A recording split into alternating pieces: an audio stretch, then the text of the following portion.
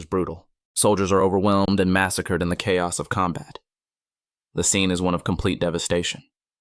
A colossal monster with glowing red eyes looms over the survivors. A young soldier looks up terrified as one of the creature's sharp tentacles aims directly at him. Then the monster lunges forward. Suddenly, a man swiftly slices through the attacking tentacle, saving the soldier. The massive creature roars in pain.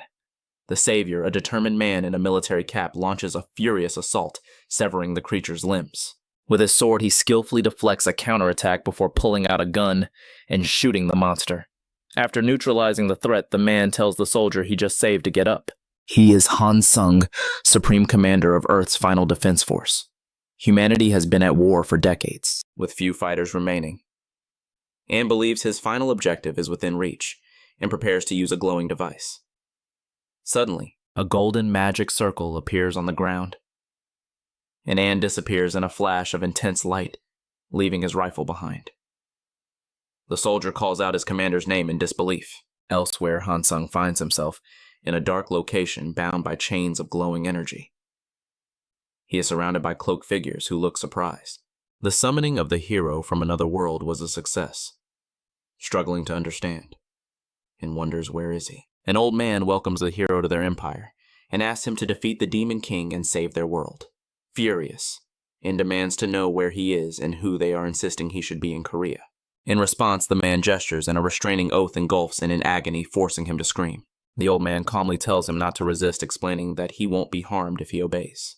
He repeats his request for Anne to defeat the evil Demon King and adds that if he completes that task, they might be able to send him back to his world. With a cold expression, he asks if Anne will accept the request. Trapped by the magic chains, Anne looks at them with pain and resignation, realizing he has no choice. He reluctantly agrees.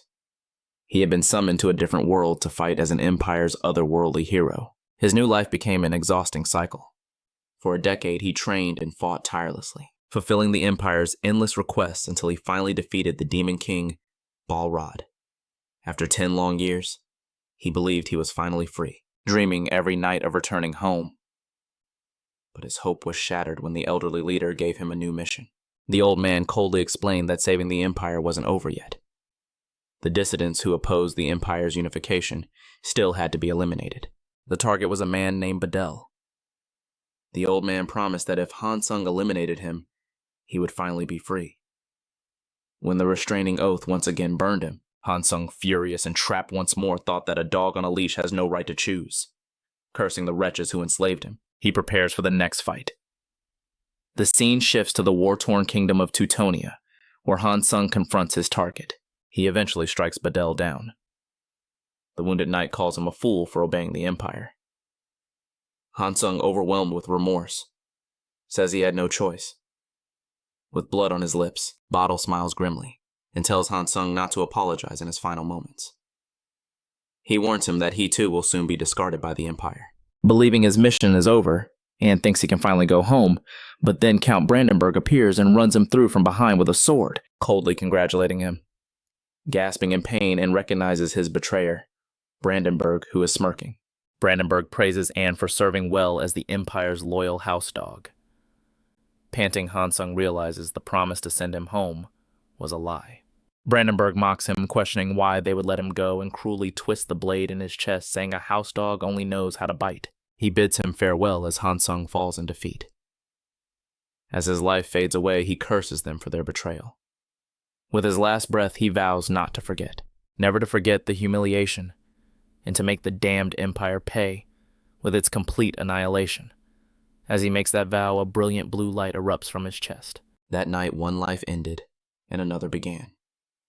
He awakens as a newborn baby in the arms of a beautiful woman who tells him she is his mother. Behind her is a man with long, dark hair. The reincarnated Anne feels a strange familiarity. He realizes the man is Duke Saxon, the greatest necromancer on the continent. Thus, and understands that he has been reborn in Necropolis, the seat of the Empire of Forbidden Magic. A message confirms that the Reincarnation Stone was successfully activated. He reflects on his plan. The Reincarnation Stone, a forbidden artifact, was his last gamble to free himself. The body he would be reborn into was left to fate. He is amazed by his luck upon realizing that he is now the firstborn of the ducal family. Saxondale, one of the most powerful noble houses in the empire. He internally smiles, thinking he was born with a golden spoon in his mouth. This fuels his thirst for revenge. He swears that when he grows up and masters necromancy, he will eliminate all the scoundrels from the empire who betrayed him. His new parents, however, are worried because he doesn't cry. The Duchess, holding him worriedly, asks the nanny why. The nanny finds it strange, but assures her that his breathing is stable. Duke Saxon expresses concern, saying that a tearless child could be a bad omen. The nanny dismisses the fear, but suggests that if they want to make him cry, they just need to spank his bottom without hesitation. The nanny gives a spank on the baby's bottom, enraging, and who stubbornly refuses to cry. His parents watch in amusement as the Duchess comments that their son must have inherited the Duke's strong will. Then the Duchess takes the baby, saying she will try.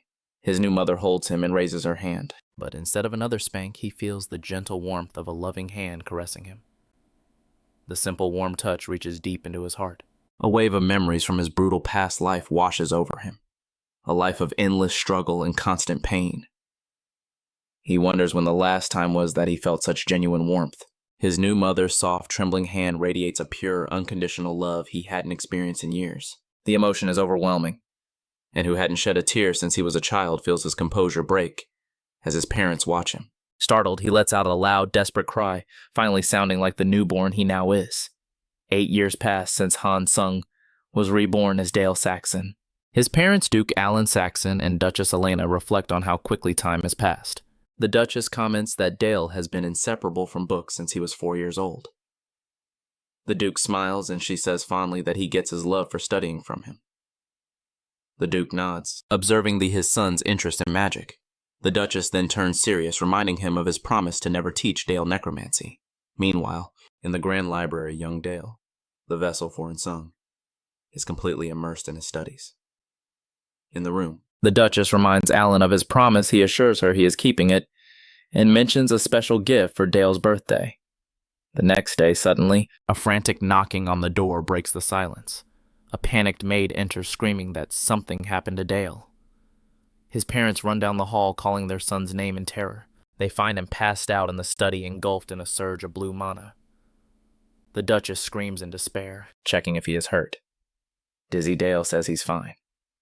However, Duke Saxon stays back with a grim expression. He is surprised to see that his son can already release such powerful mana. Ignoring his wife's pleas, the Duke approaches. Dale tries to back away, as his imposing father asks if he just released mana from his body.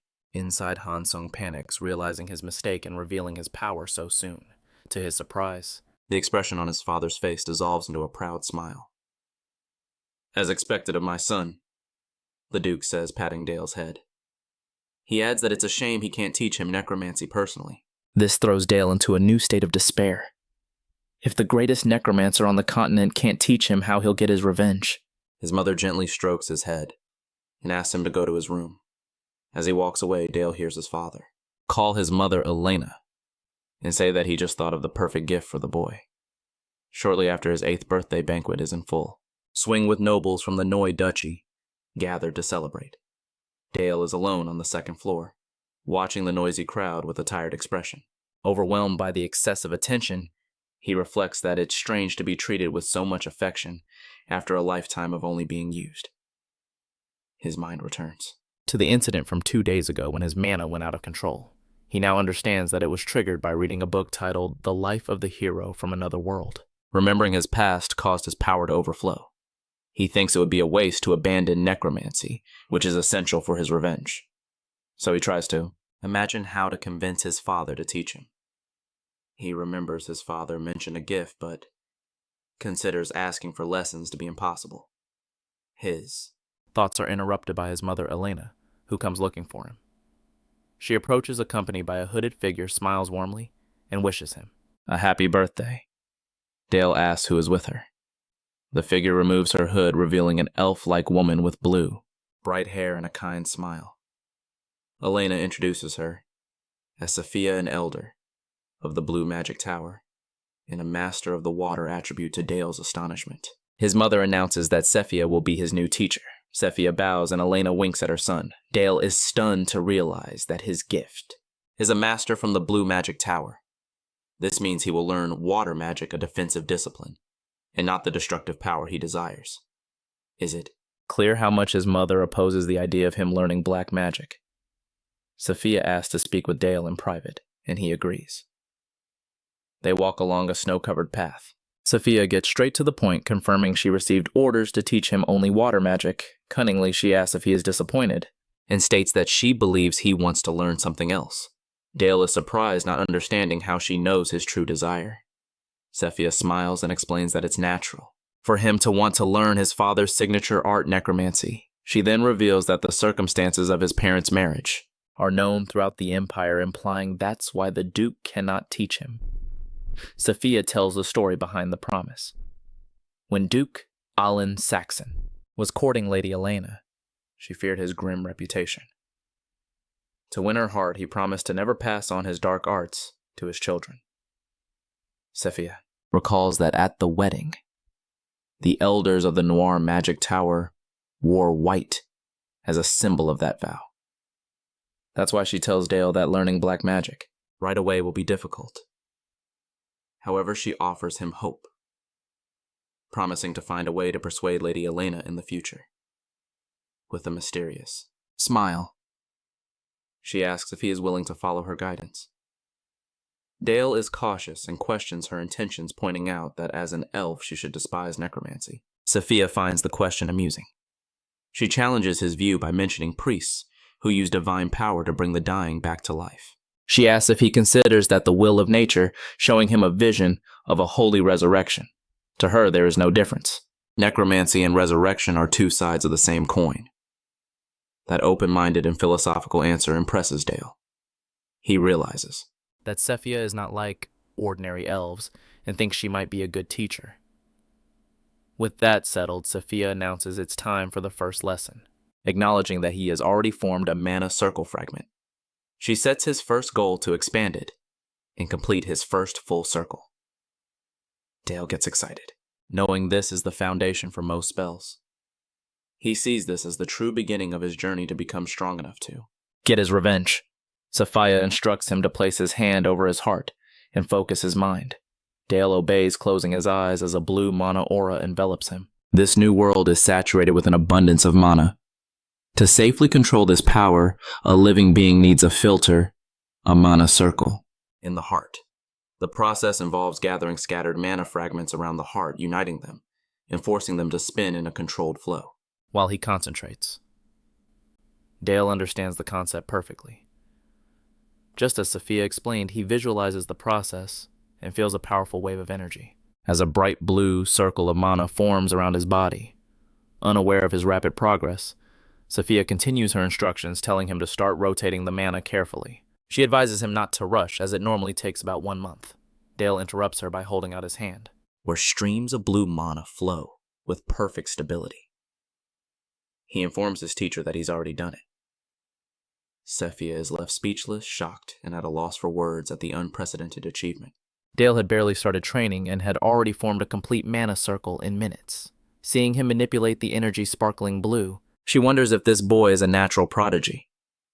Still processing what she just witnessed, Sophia decides to test him further, asking him to try releasing the mana through the newly formed circle. Dale confidently agrees as he gathers the mana. He reflects on the difference between his past and current lives. He knows that simply releasing mana is difficult for most beginners. He remembers that in his previous life, his magical abilities were limited to destruction, with spells engraved on his body. That power wasn't enough for revenge. This time, however, is different. He has been reborn with his father's innate talent, allowing his body to accept mana naturally.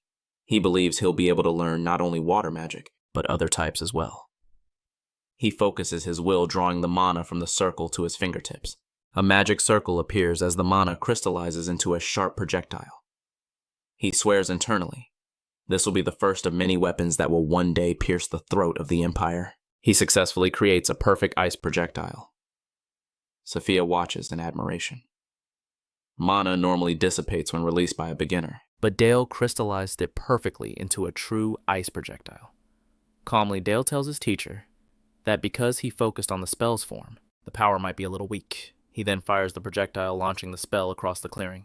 The impact strikes a large tree, with incredible force completely shattering it. Sephia is stunned by the display of power. She notices that the ice projectile pierced through the wood, demonstrating impressive sharpness and solidity. The level of precision and power is something no 8-year-old child should be able to achieve. When Dale turns to her with an innocent smile, Sephia has a single overwhelming thought. Who is this child? Sephia kneels in the snow and examines the frozen tree trunk. She expected Dale's first attempt to be just a raw release of mana. Instead, he instinctively absorbed the cold from the environment and perfectly incorporated the ice element into his spell. It was basic magic, but the execution was flawless and far above a beginner's level. Seeing his teacher's silence, Dale acts innocently, timidly, asking if he did something wrong. Sephia smiles, but her mind is racing.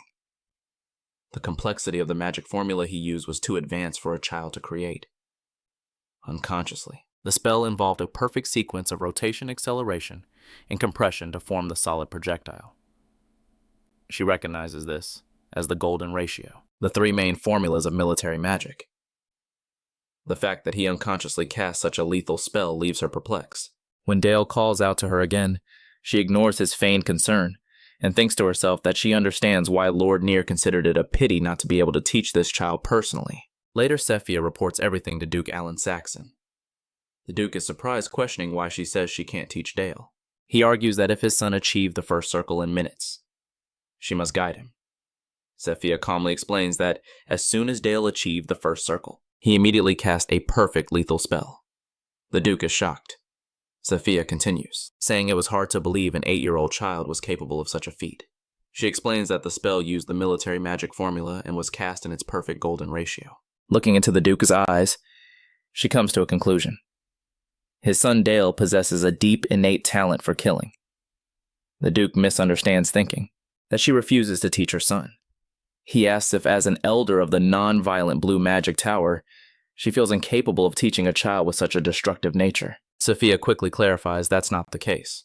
On the contrary, she feels a strong desire to guide such a talented child down the right path. The Duke begins to relent, but Sephia mentions Lord Near's dark magic, suggesting that Dale might already have another path in mind. The Duke's face darkens as he realizes his son seems to already possess the magic he wants to learn. Sephia then confronts him, saying she's heard stories about his courtship of Lady Elena, and that she respects the promise he made to his wife. However, she firmly states that this promise doesn't give him the right to decide his son's future, especially when he possesses such a grand talent. While Sephia and his father are talking, Dale is outside trying to listen, but without hearing anything. He slides to the floor, assuming they're talking about him. He reflects on his first lesson, admitting he didn't expect his first spell to be so powerful. He remembers Sophia's surprised expression and realizes he'll have to be more careful in controlling his power. Suddenly, a voice calls his name. He looks up and sees a man in shining armor with a friendly smile. Dale's face lights up with joy and he exclaims the man's name, Uncle Helmet. Helmet greets him warmly and asks, "What are you doing on the floor?" Dale playfully asks him where he's been. Helmet laughs and explains that he's been protecting the family and defeating terrifying monsters. He then scoops the boy up into his arms in a big hug, as Dale correctly guesses. Helmet had been fighting in the dungeons. A sad expression crosses Dale's face as he thinks about the dangers his uncle faces. In this world, dungeons and monsters are deadly threats. The knights of each domain are dedicated to clearing those dungeons. The situation in the Duchy of Saxon is several times more severe than in any other territory. The reason is tied to Hansung's past life. After the hero defeated the Demon King, the Duke of Saxon was ordered by the Empire to conquer the Demon King's former territory, subjugating the vast number of monsters that still remain there. In technical terms, Dale cynically thinks that this is a typical case of dumping leftovers. Back to the present. Dale looks at his uncle with genuine concern and tells him to be careful. Helmet is touched, asking if the young lord is worried. Dale simply replies that Helmet seems to be in good health. At that moment, Duke Alan Saxon comes out of the office. Helmet immediately kneels in greeting. The Duke acknowledges the knight and thanks him for his hard work. Duchess Ina arrives shortly after, surprising Dale. Her face lights up with a radiant smile as she calls her son's name. She runs to him excitedly. saying that she heard he reached the first circle and that she's incredibly proud. She kneels down to his level, and Dale affectionately rubs his cheek against hers. His father also congratulates him, and feeling generous says that if Dale wants a reward, he just has to ask for it. This puts Dale in a delicate situation. He desperately wants to ask his father to teach him necromancy, but he's afraid of raising suspicion. He quickly tries to think of what a normal, innocent child would want. Then, in a flash of inspiration, he exclaims with childish glee that he wants a little sister. The unexpected request leaves both parents stunned and blushing. After an awkward moment, the Duke stammers that they'll do their best. In the background, Helmet and another knight struggle to hold back their laughter. Later that night, Dale is lying in bed, exhausted from the day. He yawns, thinking how tiring it is to pretend to be so childish. He feels a deep fatigue from using magic for the first time in his young body and begins to drift off. Suddenly, his rest is interrupted by a horrible nightmare. He sees himself again in his past life, reliving his betrayal. The spectral image of Count Brandenburg appears with a voice laced with malice. Brandenburg cruelly taunts him, calling him cunning and asking if he's gone soft. He mocks him for his new life, asking if comfort has made him forget his vow of revenge. Brandenburg's menacing face looms before him, uttering a threat. I see. The Empire will find him. They will never stop searching for him until they hunt him down and erase every trace of his existence. The sheer terror of the nightmare rips Dale from his sleep. He jolts awake, sitting up sharply as a powerful wave of uncontrolled mana explodes from his chest. Dale groans in pain, clutching his chest as the blue energy pulses violently.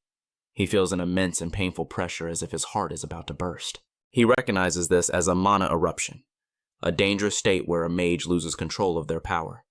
He curses the Empire. Frustrated that the trauma of his past life continues to haunt him, hoping the cold night air will calm him down, Dale runs outside.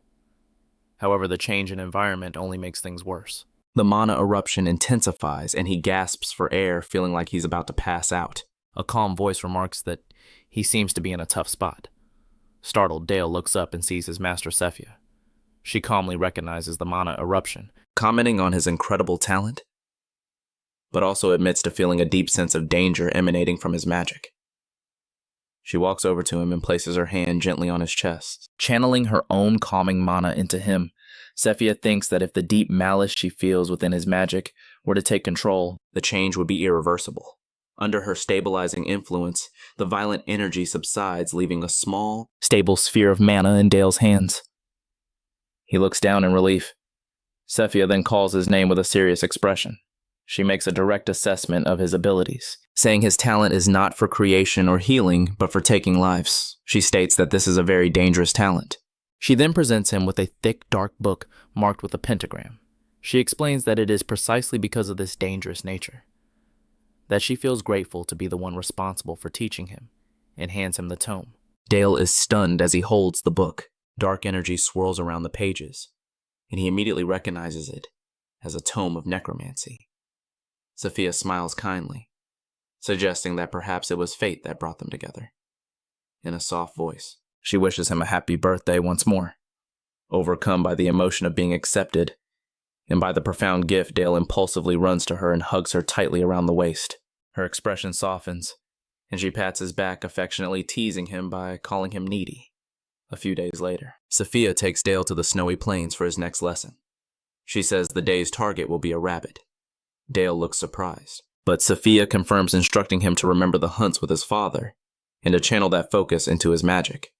Dale nods and forms a magic circle. He spots a white rabbit, and with intense concentration launches a sharp ice projectile at it. The spell hits its mark, killing the rabbit instantly. Sephia watches with a neutral expression, noting that despite having taken a life, Dale's hands don't tremble. There is no hesitation or regret in his actions. She calls out to him and begins a new lesson, explaining that even when casting the same spell, its form varies from mage to mage. She asks if he knows the reason why. Dale honestly admits that he doesn't. Sophia smiles and reveals the reason. Magic is a mirror that reflects the mind. She explains that it is the materialization of what exists in the heart brought to reality through mana. She then demonstrates her own gentle water magic, concluding that magic reveals the landscape of the inner self.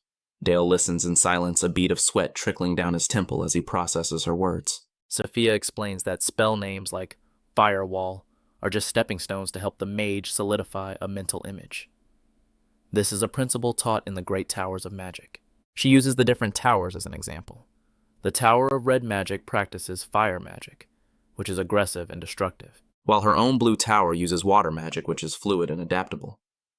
The philosophy of each tower is reflected in the form its magic takes.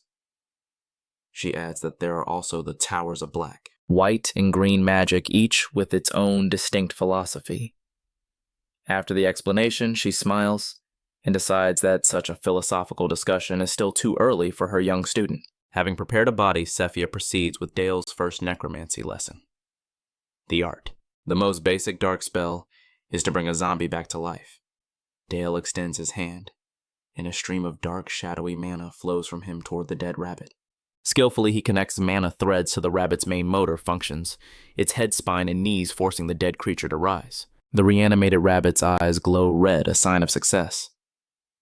Sophia, impressed, praises him. She asks if he is ready for the next step, and he nods confidently. His new task is to apply the defensive spell Frozen Armor to his new undead servant. He concentrates his blue mana, which begins to spark around him, and then unleashes a wave of ice magic, causing sharp shards of ice to form around the zombie rabbit. In an instant, the creature is encased in a formidable crystalline armor.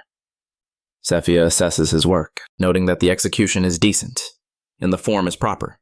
To test the creation, she announces she will test its defense. Sophia creates a powerful ice projectile and fires it at the armored zombie. The blow strikes with tremendous force, but the frozen armor holds cracking at the point of impact, but protecting the creature within. Dale's face lights up with a joyful smile. He had successfully blocked his master's attack. Sophia nods with approval, praising him for his excellent work. Noticing his eager gaze, Sophia asks if there is anything he wants.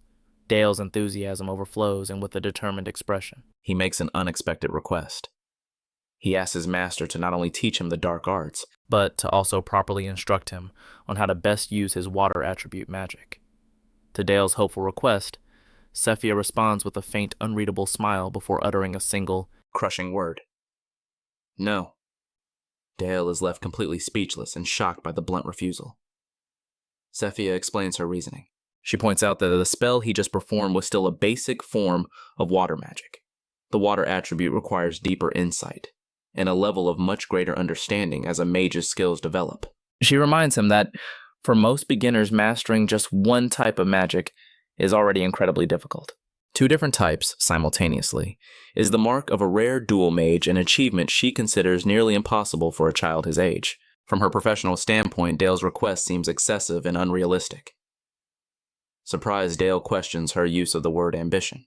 He then puts on a hurt expression, reminding her that she had promised they would find his path together.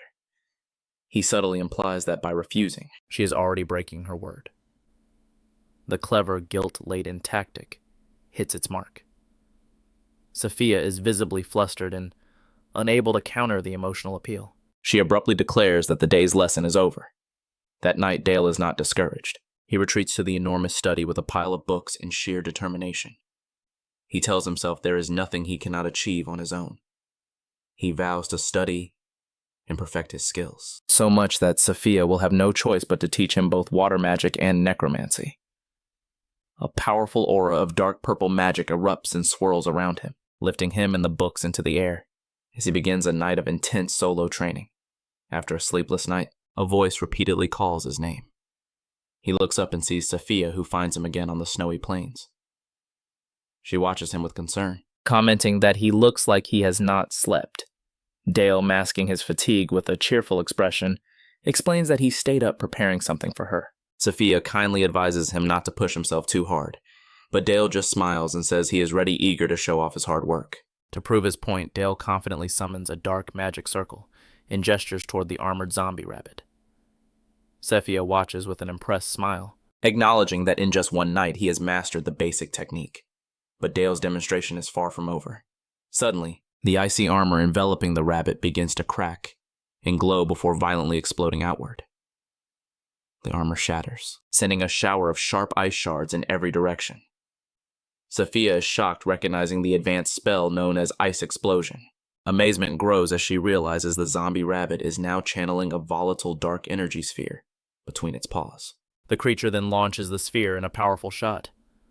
The dark energy detonates, unleashing a second, even stronger explosion that propels the fragments of ice forward in a devastating combination attack. Completely shocked by this complex and lethal spell, Sophia is forced to summon quickly a hexagonal magic barrier to protect herself. As the dust settles, she faces her student in stunned silence, her barrier still trembling. Dale calmly explains that he combined two different spells, Corpse Explosion and Ice Explosion, successfully fusing them, attributes of water and darkness, into a single attack. To prove his point, he effortlessly summons an orb of water magic in one hand and a whirlwind of dark energy in the other. With a confident smile, he asks his teacher if an achievement like that is enough to be considered a dual magician. Sophia remains inside her protective barrier, stunned by the devastation Dale caused. She had never seen an attack method like it. The spell was a masterful combination, using the Corpse Explosion to widen the area of effect, while simultaneously launching shards of ice and bones from the frozen armor like deadly blades. After the attack, Sophia kneels in the snow, examining the sharp ice fragments. She reflects that Dale's magic isn't creative. It's made purely for killing. It's the kind of magic she would expect from someone who has dedicated their life to the battlefield. She wonders what kind of horrific image the boy must have in his mind to create such lethal spells. As she's lost in thought, Dale's expression changes from surprise to joy. He cheerfully calls out to his uncle, who is approaching on horseback. Helmet, leading a group of armored knights, warmly greets his young master and Sophia. Dale excitedly asks if he just returned from a dungeon raid, and Helmet confirms that his men had just subdued a group of monsters. These knights are the Black Cavalry, the unparalleled elite forces of the Duchy of Saxon, renowned for their ability to envelop their lances in aura. Their captain, Sir Helmet, is one of the 7 most powerful swordsmen on the continent. Seizing the opportunity, Dale gives a charming smile and reminds Helmet of his promise to teach him sword techniques. Helmet laughs and assures Dale that he hasn't forgotten. As he and his cavalry depart, Helmet tells Dale not to stay in the cold for too long. As soon as the knights leave, Sophia tells Dale it's time to return to the estate. Dale immediately obeys, calling her master. That night, Sophia meets with Duke Alan Saxon and Duchess Elena. She calmly reports that their son Dale has successfully mastered his first circle in both necromancy and water magic. The Duke and Duchess are shocked. Duke Alan reminds Sophia that his request was for her to teach only water magic. Sophia acknowledges this, but explains that as a mentor, she felt it was her duty to teach him anything he wished to learn, and that his ambition went beyond a single magical attribute. Upon hearing this, Duchess Elena relents and formally requests that if Dale wishes it, Sophia continue teaching him water magic. Sophia agrees, promising to take good care of him. As she leaves, she apologizes to the Duke for breaking her promise. After Sophia's departure, Elena marvels at how extraordinary her son is, unable to believe he has become a dual magician at 8 years old. The Duke nods, admitting that while his son's power is frightening, he needs to be capable. After all, he is his son. This leads the Duke to an important decision. He tells his wife he would like to teach necromancy to Dale personally. He wants to give his son the strength needed to fulfill the duties of a lord, and as a magician he wishes to have such a talented disciple. But above all, as a father, he wants his son to inherit his legacy. Moved, he apologizes to Elena for breaking the vow he made to her so long ago. Elena listens with a serious expression, acknowledging necromancy's poor public reputation and the fear people have of it, which is why she always tried to dissuade him. However, seeing her husband's determination, her resistance softens, and she pulls him into a warm, understanding embrace, telling him that if he is going to do it, he must train Dale to become a necromancer, so powerful that he can ignore what others think. Thrilled, the Duke hugs her tightly and vows he will make his son the best of all. The first day of Dale's special necromancy training begins in the magic laboratory deep within the Duke's castle. His father, Duke Alan Saxon, starts the lesson by expressing his profound disappointment with him. He asks how he can be reviving the dead without understanding the fundamental principles of what he is controlling. They are in a chamber, dark, with a dead rabbit on a stone table in the center. Dale defends himself, explaining he is only doing what Sophia taught him. Duke Alan forbids. Dale from strictly using such rudimentary spells under his supervision. Instead of magical practice, the Duke's training begins with an intense academic study. He sits Dale in front of a table piled high with thick books instructing him to memorize the entire bone and muscle structure of all life forms. After diligent study, Dale successfully memorizes every word of the advanced anatomical texts and recognizing his son's achievement. Duke Allen hands him a large tome saying, "The fundamentals are complete, and it is time to practice magic." However, Dale's eyes widen as he sees the subject for the practical lesson, a goblin's corpse. Noticing his son's confusion, the Duke smirks and explains the difference between a novice necromancer and a master. An inexperienced sorcerer can only make a powerful swordsman's body move like a zombie, while a skilled individual can transform a simple soldier into a powerful death knight. Pointing to the goblin, the Duke introduces it as a simple undead soldier and challenges his son, asking how he will choose to animate it. Faced with his father's challenge, Dale concentrates, and his young body is enveloped by a whirlwind of purple mana. He internally notes the difficulty a bipedal goblin is far more complex than a small rabbit. With a surge of energy, he shoots a thread of purple mana into the goblin's body, initiating the reanimation. Dale struggles with the intricate task, feeling as if he is manipulating a complicated puppet, attempting to reinforce the creature's defenses. He uses magic to accelerate post-mortem rigidity, but he soon realizes his mistake. The goblin's joints and muscles have hardened, making it unable to move. At that moment, his father, Duke Allen, places a reassuring hand on his shoulder. The Duke explains that while hardening the body was a good idea, the main side effect is the severe limitation of movement. With his eyes glowing with power, the Duke simply tells his son to watch. He releases an immense, swirling flow of dark magic that engulfs the goblin. Dale can only watch. Shocked and impressed, the goblin levitates, reanimated and crackling with intense purple energy. The Duke begins his lesson by explaining that a rib cage serves to protect internal organs, but that there is no need to protect the organs of the dead. As he speaks, his magic violently reshapes the goblin's skeleton. The rib cage bursts open, transforming into a set of long, sharp bone blades projecting from its chest. With a sinister smile, the Duke imparts the core principle of his art. A necromancer must understand the structure of their target and alter it to suit their needs. Dale is left speechless, a bead of sweat trickling down his face as he watches this profound and terrifying revelation with wide eyes, standing next to the grotesquely transformed goblin. Alan Saxon concludes his demonstration by declaring that the principle of understanding and altering bodily structure is the foundation of black, is the foundation, magic. Deeply impacted, Dale looks at his father with a new sense of purpose. He asks him to teach him the core philosophy, the mindset, of the Black Magic Tower. A satisfied smile spreads across the Duke's face, pleased with his son's insightful request. He asks Dale if he truly seeks the truth kneeling to look him in the eye. The Duke then imparts the central tenet of his beliefs, stating that truth always exists within death. He explains that to reach that truth, one must first understand the weight of life. These words trigger a vivid memory in Dale. Once again, he is Hansung, the hero on a battlefield covered in fire and corpses. A man kneels before him, begging for his life. Ignoring the plea, he raises his bloodied sword and cuts him down without mercy as the man screams. The traumatic memory shatters Dale's composure. Back in the present, his father calls out to him, worried.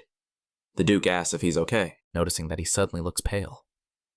Dale is sweating, his eyes wide with horror. He tries to speak, stammering that he's fine.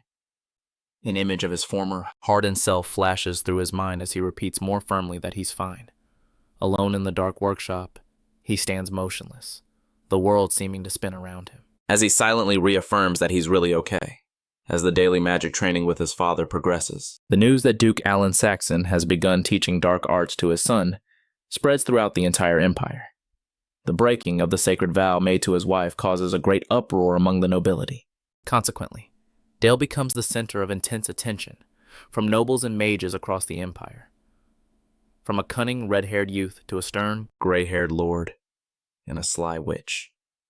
A few weeks later, Dale's training shifts to swordsmanship, and he begins to duel with his Uncle Helmet. The sound of their wooden swords clashing echoes as they engage in a fast and intense duel. Helmet, an experienced master swordsman, easily blocks Dale's strikes with a confident smile. Unfazed Dale watches him intently, looking for an opening. Helmet smirks, impressed by his nephew's tenacity, and goes on the attack. Dale skillfully dodges a powerful blow and counters with an impressive mid-air move, spinning to strike his uncle from an unexpected angle. The move takes Helmet completely by surprise. His face transforms into one of astonishment. Dale's strike is precise, knocking the wooden sword from the master's hands. As he catches his breath, Helmet laughs loudly, praising the good fight. However, Dale shrewdly observes that a knight of Helmet's level wouldn't drop his sword so easily, guessing correctly that his uncle did it on purpose. Helmet insists that's not the case, explaining that he was genuinely caught off guard. He tells Dale that he used real battle techniques that would have killed an ordinary person. Helmet remarks that Dale's swordsmanship is so good it's a shame, since his destiny is to be a mage. He tries to reassure his nephew, telling him that mages always have knight escorts to protect them, and that he doesn't need to try so hard in combat. Placing a hand on his nephew's shoulder, Helmet asks why he's pushing himself so hard, kneeling before him. The uncle gently tends to Dale's bandaged hands, telling him there's no need to hurt himself so much. Looking at his own hands, Dale firmly replies that he has a reason. With a confident smile, he explains that it wouldn't be fitting for a duke's son to rely solely on guards and defensive magic for protection. He adds, with a touch of charm, that he would never miss the rare opportunity to learn swordsmanship from one of the 7 great master swordsmen of the continent. Helmet lets out a hearty laugh, calling the answer magnificent, and saying that if he had a son like him, he'd have no regrets. Dale relaxes, happy to receive so much praise. The cheerful moment is interrupted by the arrival of Duchess Elena, who observes the two and comments that they seem to be in very high spirits.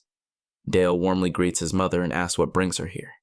She smiles, explaining that she wanted to see how hard her son was working and that she has some news to share. She then asks if Dale remembers the birthday gift he had asked for. Dale looks thoughtful, trying to remember.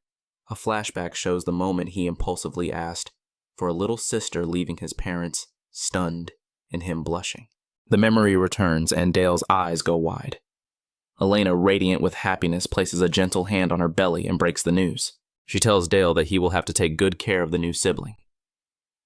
The astonishment on Dale's face transforms into pure joy. He promises his mother that he will take very good care of her.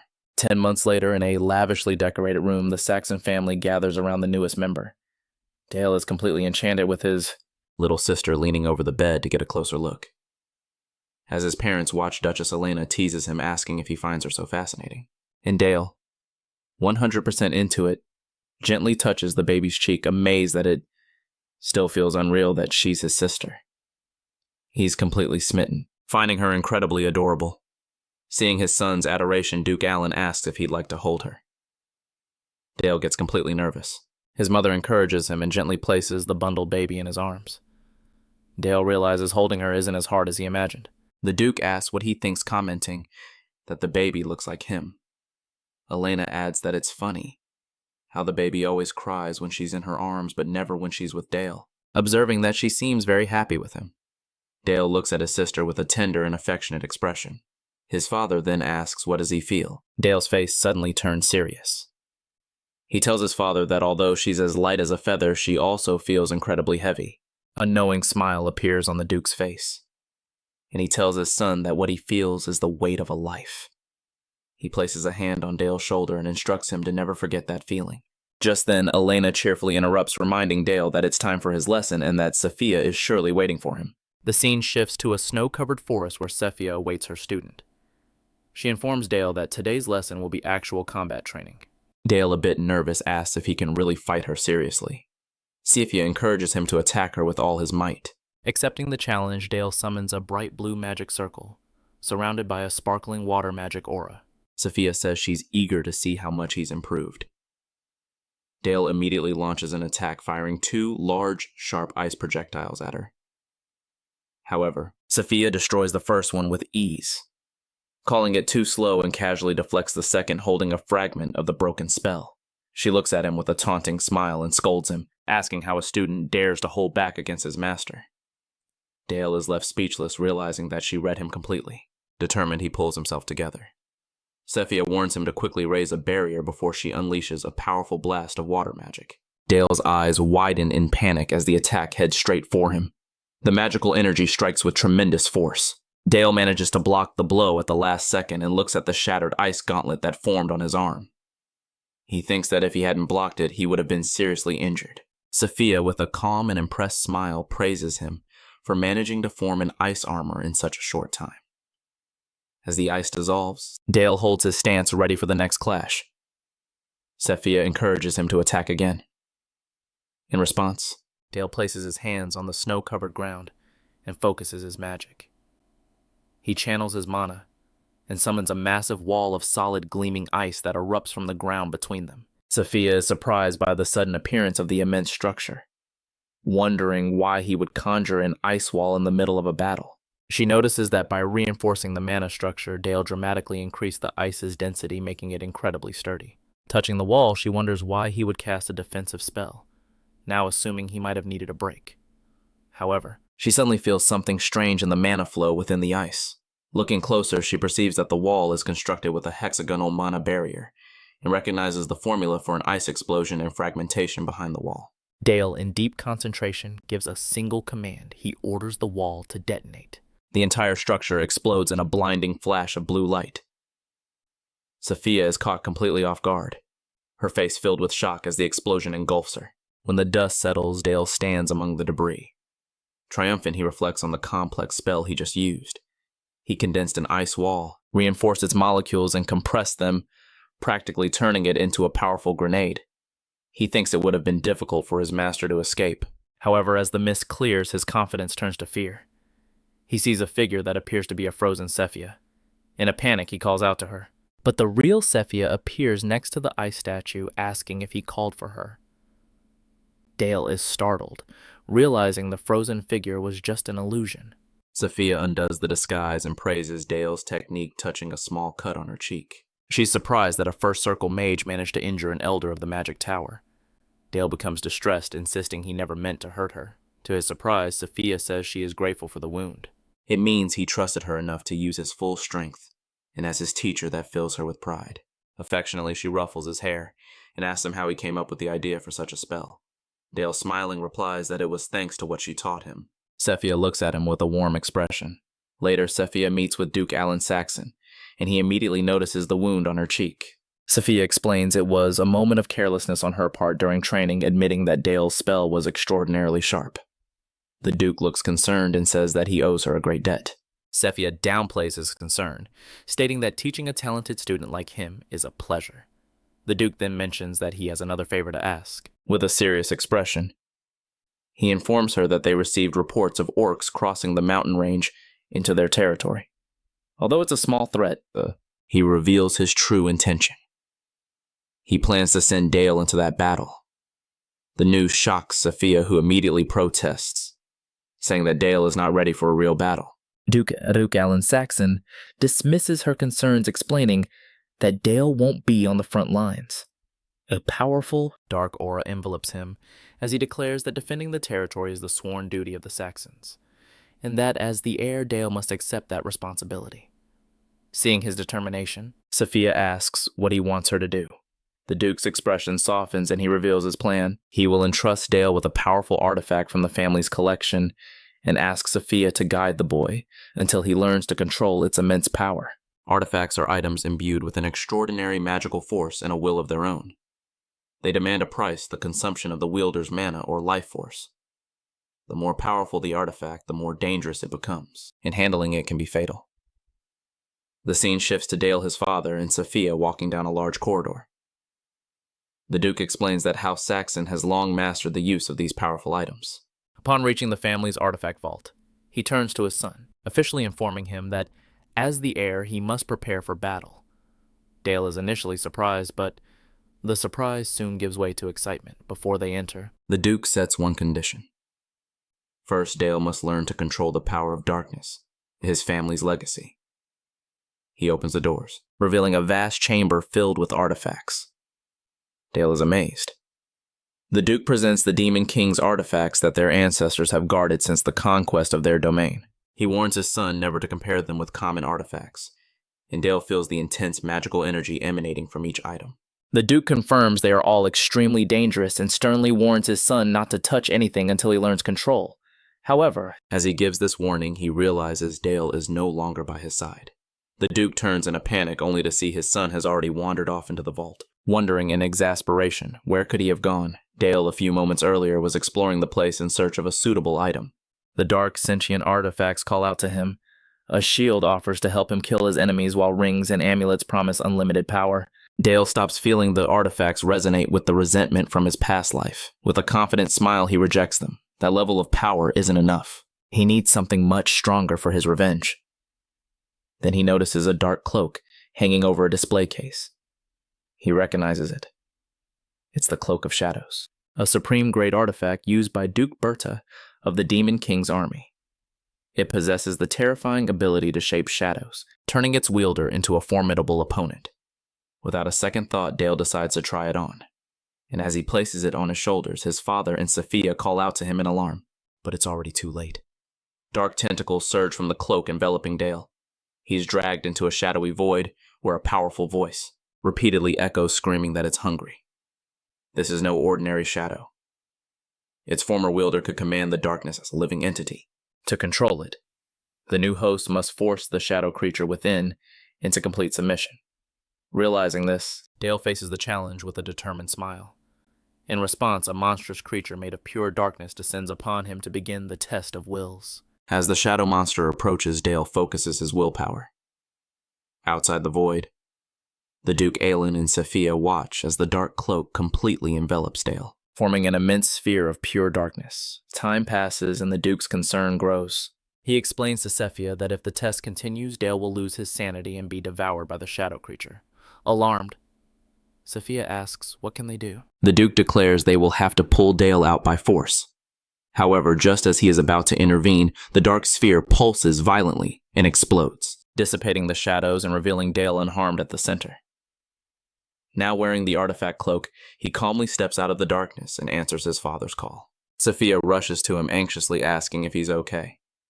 Dale reassures her that he's perfectly fine, adding with a cheerful smile that the test only caused a slight burn. His nonchalant attitude leaves Sophia stunned, unable to understand how he emerged unscathed. She wonders how a child can withstand the mental pressure of taming such a malevolent artifact. Having conquered his first Demon King artifact, Dale turns to his father with a bright, innocent expression, asking if he can try the other artifacts too. The absurd request leaves both the Duke and Sophia speechless. After a long sigh, the Duke reluctantly grants permission.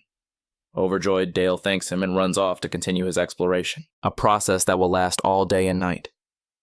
A few days later, on the ducal family's training grounds, Helmut observes his nephew with a look of surprise and concern, asking if the infamous artifact he's wearing is really the Shadow Cloak. Dale confirms cheerfully that it is. But Helmut, still worried, reminds him that the artifact is known for being incredibly difficult to control. Dale dismisses his uncle's concerns casually, explaining that aside from a slight tingle, there's nothing wrong with it. He then offers a whimsical explanation, suggesting that maybe the cloak was just lonely. To demonstrate, a small, sharp-toothed shadow creature emerges from the darkness at his feet. Dale says the cloak has grown attached to him, perhaps because it just wants to be his friend. Helmut bursts into laughter at the absurd idea, saying his nephew is too kind-hearted. As he laughs, the shadow creature lets out an indignant cry. With a proud smirk, Dale thanks his uncle for the compliment and unceremoniously stomps on the creature's head, ending the matter. He then tells his uncle he has a request. He wants a real training, a true sparring match. The proposal surprises Helmut, but the surprise soon turns into excitement. He eagerly accepts his body emanating a powerful blue aura. Facing the immense aura of one of the continent's 7 swordmasters, Dale feels a wave of pressure. Helmut, noticing his nervousness, gives a reassuring smile and promises to face him using only basic sword techniques, without involving his aura. Dale's expression hardens. He wonders internally if his uncle truly plans to hold back, knowing that a knight's creed is to always fight with sincerity. Dale, however, has an ulterior motive. As shadows rise from the ground, he reveals his true goal: to use the training as an opportunity to test the Shadow Cloak in actual combat. The power of the weapons he can form with his shadow creatures will determine the artifact's true worth, making the battle a necessary test. With his plan set, Dale launches his first attack, a barrage of shadow blades, sending a shower of sharp, dark projectiles toward his uncle. In response, Helmet swings his massive sword in a single, powerful arc, shattering the attack with sheer physical force. Dale can only watch in astonishment. And awed by his uncle's incredible power, realizing he destroyed the magic attack with just brute force. Impressed Helmet lets out a thunderous laugh, praising the excellent strike. He then announces it's his turn, and advances with impressive speed. Dale skillfully dodges the first blow, and immediately counterattacks, manipulating the cloak's shadows to surround Helmet. A barrage of shadow stakes erupts from the ground, trying to trap the Swordmaster. However, Helmet remains unfazed, finding the surprise attack fascinating, and simply catches one of the stakes with his gauntlet, stopping it with ease. Dale is shocked by his Uncle Helmet's raw strength. Then he leaps high, bringing his gigantic sword down in a devastating blow. Dale is forced to create a shadow shield to block the impact. The force is immense, sending him sliding backward and cracking the training ground floor. Helmet lands, surprised that his nephew blocked an attack capable of splitting ordinary swords in half. Dale, for his part, notes the huge difference between a common weapon and the artifact he wields. Excited Helmet proposes 10 more exchanges of blows, and the two clash once again. Watching from the sidelines, the other knights murmur in disbelief. None of them had ever lasted more than 2 exchanges against Captain Helmet. They feel an overwhelming difference in skill between themselves and the young Master Dale. A few days later, on the night before the mission, Duchess Elena makes one last attempt to change her son's mind. She tells Dale she will speak to his father again, insisting she can't let him go to such a dangerous place. Dale beside her as she holds his baby sister tries to calm her, reminding her that Father and Uncle Helmet will be there to protect him. Still, Elena remains deeply worried. Dale's expression turns serious. He tells his mother that he needs to become stronger to one day bear the weight of the duchy. He gently strokes his sleeping sister, explaining that when that time comes, he will need the strength to protect her, his mother, and his father. He concludes by saying that is why he needs this experience now. Looking at his mother with sincere eyes, Dale begs her to let him become strong enough to protect them. Moved, Elena's worried expression softens into a loving smile. She relents, allowing him to go with her blessing, and telling him to go ahead. Dale mounts his horse and promises his mother he will return soon. At dawn, at a temporary military camp, the troops are assembled. Helmet informs Duke Alan Saxon that the soldiers are ready. The Duke confirms the report, and then turns to his son, surprising Dale by telling him that he must give the order to march. He explains that one day the proud Black Cavalry Corps will be commanded by Dale. When his father declares that these are his knights, Dale is overcome with a profound realization. These soldiers belong to Dale, not to Anson, the war-torn hero of his past life. A new sense of purpose fills him. This will be his first battle as a leader, and he promises himself that this time will be different. Riding to the front, Dale knows the time has come. With a firm voice, he raises his fist and gives the order, commanding the proud swords of House Saxon to march. In perfect unison, the knights raise their weapons and respond with a deafening roar, acknowledging their young master's command. As the troops advance through the forest, the details of the operation are revealed. The force consists of 250 knights, supported by the elite Winter Guardians. The target is a horde of approximately 1,000 orcs. The plan is to strike first, crossing the lower part of the treacherous and fast-flowing river, launching a surprise attack. The commander recognizes there is only one way for their 250 men to cross such a deep river quickly. At that moment, Sophia appears before them, her presence shrouded by a gentle magical snowfall. She asks them to stand back, announcing she will form an ice bridge for them. Dale is overjoyed to see his master, deeply moved that she has come to help them, especially considering her philosophy of nonviolence. With a powerful display of magic, Sophia freezes the water, current creating a massive solid bridge of ice. Pointing to his creation, he tells the troops they can cross. As the Duke and Dale begin to traverse it, Sophia wishes them victory. The Duke expresses his gratitude. Dale turns to his master, telling her he will depart now. Sophia watches in silence as her young student walks away. When he disappears from her sight, she realizes with surprise that tears are starting to well up in her eyes. With a tender and slightly sad smile, she reflects on how much her student makes her worry. The battle begins at the orcs' temporary camp, located in a ravine. The surprise attack is initiated by the elite archer unit, the Winter Guardians, as they launch their ambush. They fire a volley of incendiary arrows, plunging the camp into flames and chaos. The attack causes immense damage, leaving many orcs dead, but one enormous survivor lets out a furious roar. Seizing the moment, Helmet orders the cavalry battalions to advance. The Knights of the Black Cavalry form a wedge and charge forward with their lances lowered.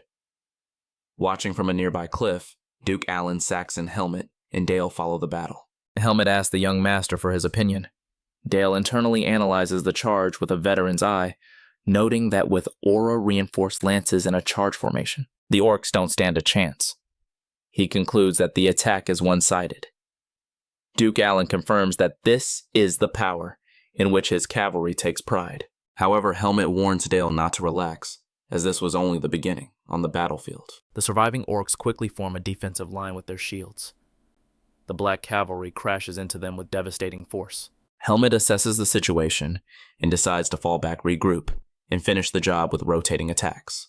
A magic signal is fired and Helmet orders all units to retreat. The cavalry begins its tactical retreat, leaving the orcs confused. During the withdrawal, an isolated knight tries to flee, but the orcs ready their spears and manage to impale the horse, throwing the knight to the ground. Watching from the cliff, Dale's expression is grim, as he quietly comments that the situation is regrettable. Beside him, Helmet coldly states that a knight has been taken down. Dale, disturbed, asks why they consider the man lost. He is horrified to see one of the proud swordsmen of House Saxon being abandoned, especially when a large orc approaches the fallen knight wielding an axe. Unable to contain his anger, Dale demands to know why they are just watching. Both Duke Alan and Helmet remain silent and serious as the orc lunges at the injured knight. Dale knows he won't make it in time if he goes down there. He understands he needs to pierce the orc's thick hide with a single, powerful shot. Reflecting that an orc's skin is much thicker than that of other monsters, he decides to modify the standard ice projectile formula. He incorporates a high-precision formula for long-range firing and adds a ballistic trajectory equation for greater stability. With the new formula complete, Dale invokes a complex magic circle, concentrating his mana into a spell he calls Ice Projectile M98B. At the exact moment the orc raises its weapon to strike the fallen knight, Dale fires his attack, a brilliant beam of magical ice that pierces the orc's head with lethal precision. Watching from the side, Duke Alan and Helmet are silent, stunned. The Duke comments on the incredible accuracy from such a long distance. Without hesitation, Dale spurs his horse and descends to the battlefield. Helmet tries to call out to him, but Duke Alan calmly interrupts, saying to let his son act. The Duke watches with a proud and confident smile, marveling that his son was able to create an original destructive magic formula at such a young age. He believes this proves that Dale's inner world must already be nearly complete. On the field, Dale assesses his new and dangerous situation as the other orcs begin to regroup. He realizes he now faces two problems. The injured knight is still recovering, paralyzed by fear, and his magic formula is too long for close quarters combat. He understands that he needs to simplify his magic immediately, reduces it to a mathematical equation. As the next orc charges forward, Dale creates a new, faster version of his spell, noting that he needs something even faster. He simplifies the formula even further, decides it's enough, and unleashes his latest creation with a confident smile, a spell he simply calls Ice Bullet. As another orc rushes toward the terrified knight, Dale fires his spell from horseback. The powerful projectile of ice slams into the orc's head, which explodes in a shower of blood and gore. The headless body collapses in front of the stunned knight, who stares in disbelief as he recognizes his young master and wonders why Dale would risk so much for him. Dale calmly dismounts, and with a reassuring smile tells the knight not to worry. He declares that House Saxon never abandons a loyal sword. The knight is moved, but the moment is cut short as more orcs advance. Unfazed, Dale raises his hand, and a powerful purple energy gathers. He unleashes the power of his shadow cloak, casting a spell called Shadow Blade. A torrent of sharp, dark tentacles erupts from the ground, tearing through the charging orcs with ease with a cold, satisfied smirk. Dale gives his final command for the shadows to consume them.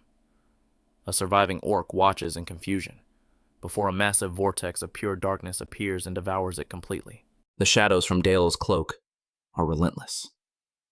One tentacle slices an orc in half, while another shadowy creature bites down on another, leaving the rest trembling in fear. In a gruesome scene, the shadows completely devour their victims, leaving only clean skeletons behind. Dale then turns to the last terrified orc and greets it with a friendly smile, firing another ice bullet that eliminates the final threat. Wiping the splattered blood from his cheek, he turns to the rescued knight and calmly states that it's all over. Still in shock, the knight can only manage to stammer the young master's name. He admits that his legs won't move, and Dale gives him a slightly forced smile. Deciding to act directly, Dale easily lifts the grown man into his arms, announcing with a radiant smile that they made it. Just then, Helmet arrives with the rest of the Black Cavalry.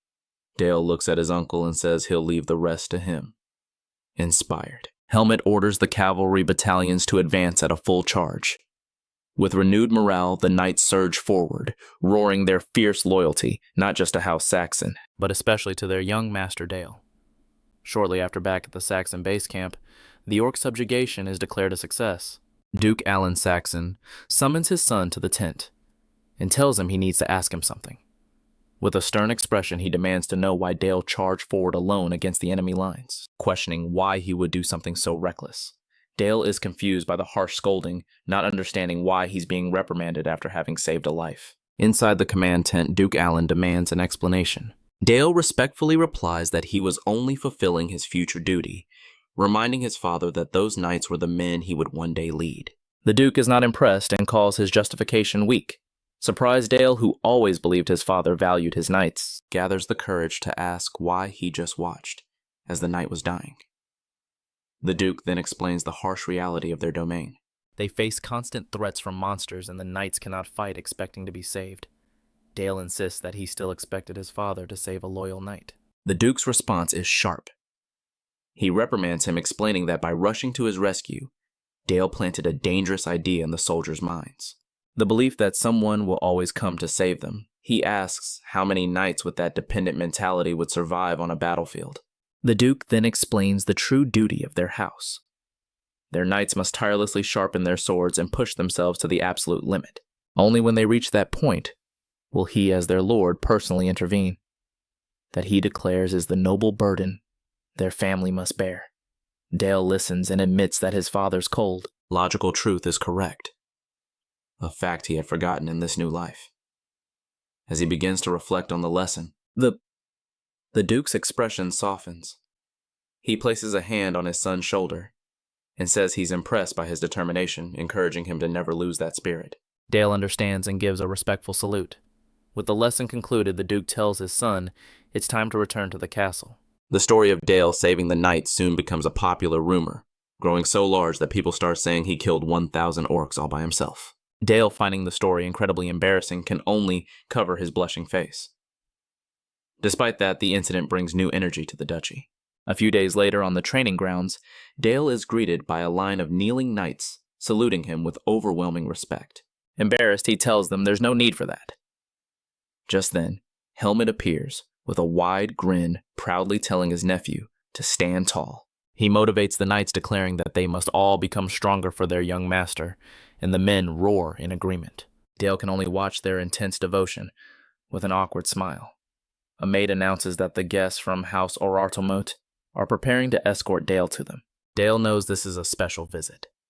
The house led by the divine sword bard was a family of nobles from the now extinct kingdom of Teutonia, which was destroyed during the Empire's War. Dale notices a change in his uncle's expression, guessing that Helmet remembered the divine sword, the man who guided him in the knighthood. Sensing the meeting might be tense, Dale and Helmet watch the throne room. Inside, Duke Alan and Duchess Elena are seated. An attendant announces the guests, and the Duke instructs Dale and Helmet to escort them inside. A woman in a formal suit and a veiled hat enters, accompanied by a young girl with blonde hair. The woman introduces herself as Vanessa Erard and humbly greets Duke Saxon. Vanessa then introduces her daughter, Charlotte Orard. The young girl wears a fierce and defiant expression, and Dale senses the sudden tension. Charlotte angrily confronts her mother, asking why she is bowing to them, but Vanessa tries to silence her. Duke Alan calmly intervenes, showing understanding for what Vanessa has been through and dispelling the tension. He asks Dale to accompany Lady Charlotte around the castle. Dale politely agrees. Following his father's order, he approaches Charlotte with a courteous smile, extending his hand and inviting her to go with him. With a harsh expression, Charlotte lets out a furious cry and slaps his hand away, telling him not to touch her. Dale is stunned by the sudden hostility, and everyone in the throne room is shocked by the scene.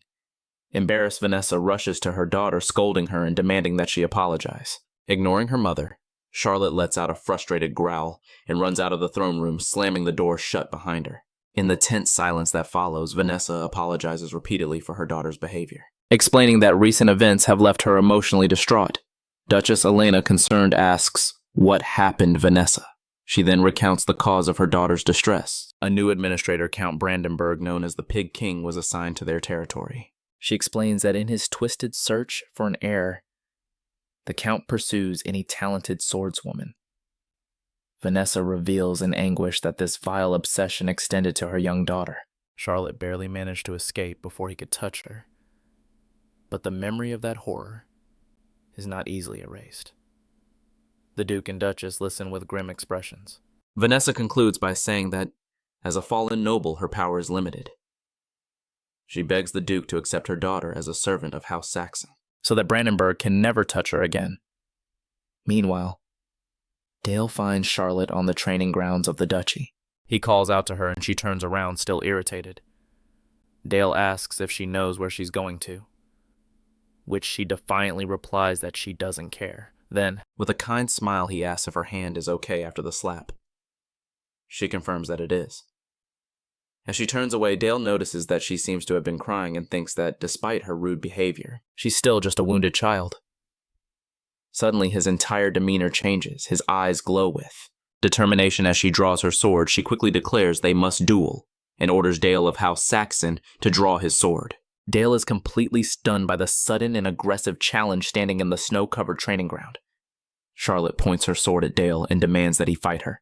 Dale, however, responds with a confident smirk, saying he needs a reason. He first provokes her by mentioning the exaggerated story of the man who slaughtered 1,000 orcs to save a single knight. Charlotte does not find it funny. She declares that her intention is to defeat him, the one considered unbeatable, and prove to the world that she is stronger. By doing so, she believes she can prove she is capable of protecting her house from that man. When Dale asks who she is referring to, Charlotte replies, "Your greatest enemy, Count Brandenburg, the Holy Swordsman." The name hits Dale like a direct blow. Pure fury overtakes him as he remembers that Brandenburg was the Empire's dog who betrayed and murdered him in his past life. Enraged to hear that name again, Dale soon regains his composure, understanding that they share the same enemy. He sees Charlotte as a valuable ally, but first decides she needs a reality check.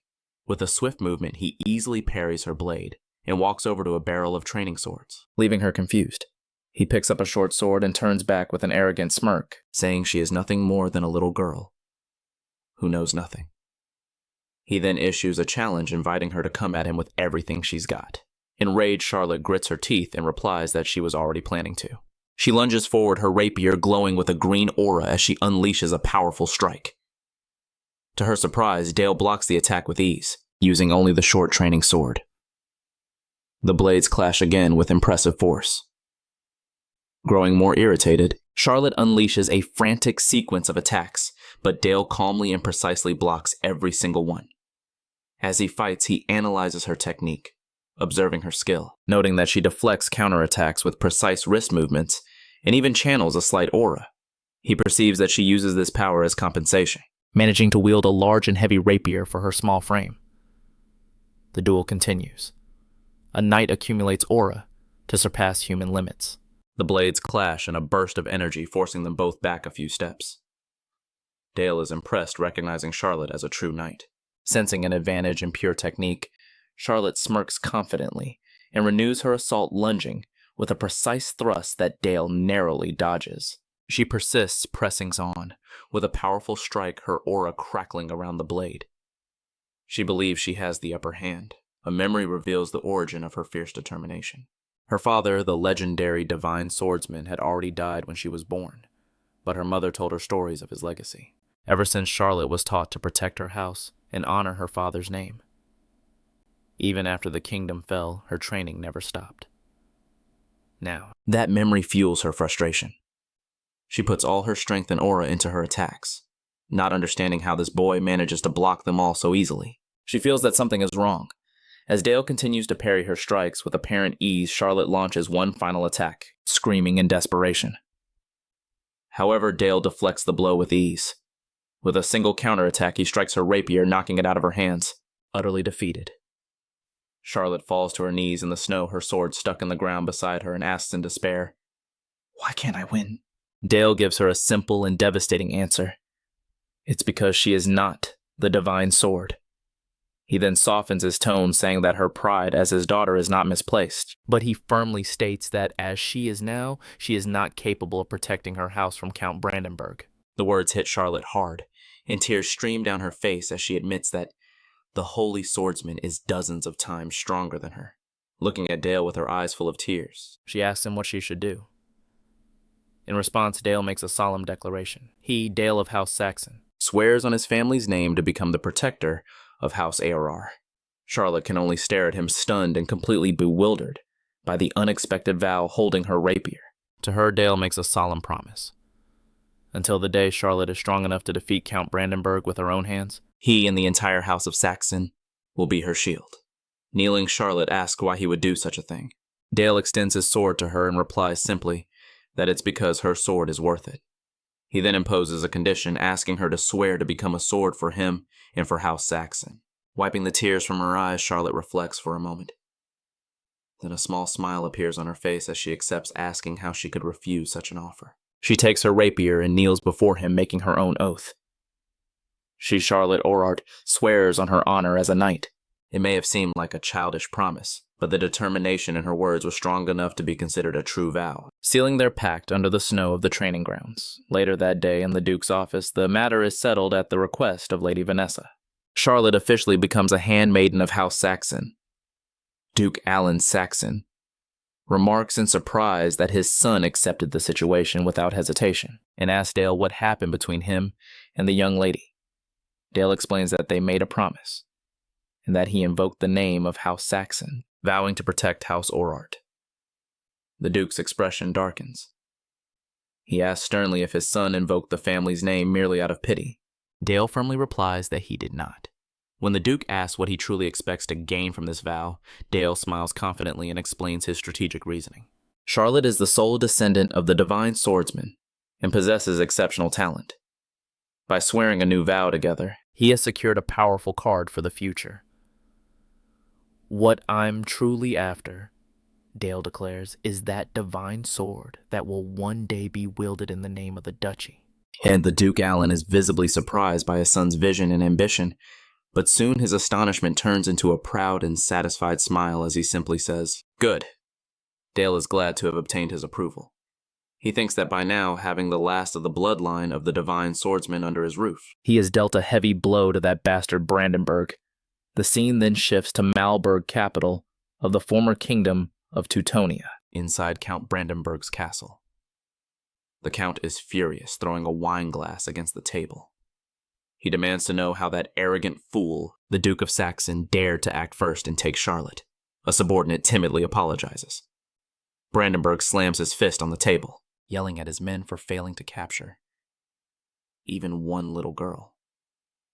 The subordinate explains that they sent assassins, but they were all killed before reaching the Saxon estate, and they suspect that Charlotte Orart herself confronted them. Angrily, Brandenburg dismisses the men, calling them useless. With a heavy sigh, he walks over to a magnificent sword displayed in his office. He rests his hand on the hilt as he remembers the good old days. A flashback shows his treacherous past stabbing Hansung in the back. In the present, he holds the holy sword Dural and asks if it agrees. With a disturbing and evil smile, he calls Charlotte his lovely fiancée and tells the sword to wait just a little longer. He licks the blade and swears he will get the perfect heir to wield it no matter the cost. Turning to his subordinate, Brandenburg gives a new, cruel order. He commands them to contact the Thieves' Guild and send their men into the duchy's territory. With a sinister smile, he says they will pay whatever is necessary, but to bring that little pest Charlotte back. 1 week passes since Charlotte's oath, and having adapted to her new life, she endures the intense handmaiden training and participates in daily training spars with Dale. During one of these sessions on the training grounds, Helmut acts as the referee and asks if they are both ready. Dale confidently replies yes, while Charlotte just lets out a determined grunt. With a smile, Helmet gives the order to begin, and their swords clash immediately. Dale smirks, skillfully maneuvering two short swords while Charlotte intercepts his strike. Getting serious, Dale unleashes a rapid sequence of blows, but Charlotte skillfully blocks them all, while Helmet watches in silence. Earlier, he wonders if this is a duel between children, but he acknowledges that although they are not yet at the level of knights, the killing intent and speed of both are remarkable. They continue to exchange attacks at high speed, their movements becoming blurs. Suddenly, Dale uses a clever tactic, grabbing his cape to hide his sword.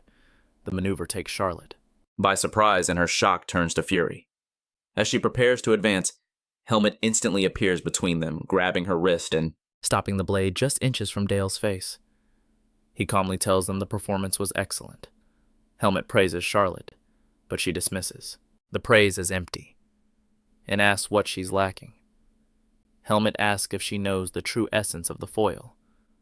She replies that it's the thrust. Helmet doesn't answer, directly explaining that the true essence of the weapon lies in the footwork. He analyzes the final moments of the duel, pointing out that Dale dodged her strike and closed the distance. At that moment, she should have increased the space and waited for a new opening. He continues to explain that the more she bends and extends her arm with the foil, the more the blade trembles, and the strike loses precision. With a serious expression, Helmet gives his final and direct assessment. She will need to rebuild her fundamentals from scratch. The harsh criticism leaves Charlotte shocked and outraged. Helmet continues telling her not to even touch her stance and footwork. It's so unrefined. Charlotte retorts that she never had a real teacher. Helmet declares that he is here now and intends to correct her posture. He teases her. The insult enrages Charlotte, who shouts in protest while Dale tries to calm her down. Helmet laughs, provoking her further, saying she looks so adorable he couldn't resist. As the two argue, Dale reflects on her potential, imagining how fast she will grow under the tutelage of a master swordsman, and realizing that he too must keep pushing himself. The scene shifts to Dale's magic training, explaining the difficult process of building a mana circle, something that can take decades for most mages. However, Dale progressed at it. Impressive. His teacher, Sephia, asks in disbelief if he has already completed his second circle, which he confirms. A mage's power is measured in rotations per minute R, PM. A typical first circle mage has about 300 revolutions per minute. Dale's first circle measures an incredible 2,000 revolutions per minute, and his new second circle reaches 4,000 revolutions per minute, since the minimum required to form a new circle is 300 revolutions per minute. He can already start creating his third. Determined to experiment, Dale focuses on perfecting his ice projectile spell. He formulates a plan to strengthen the projectile's molecular bonds, increasing its mass and hardness, and then designs a magic cannon to amplify its rotation and velocity.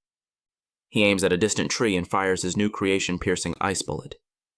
The supercharged projectile cuts through the air, destroying the tree completely in a massive explosion of frigid energy. Sephia and Dale stand before the giant crater, and she wonders what just happened. Dale internally senses the significant increase in power, understanding the influence of an additional mana circle. Sephia smiles warmly and praises him, commenting that he learns incredibly fast. Dale humbly replies that it's all thanks to her. His words make Sephia pause and look at him tenderly.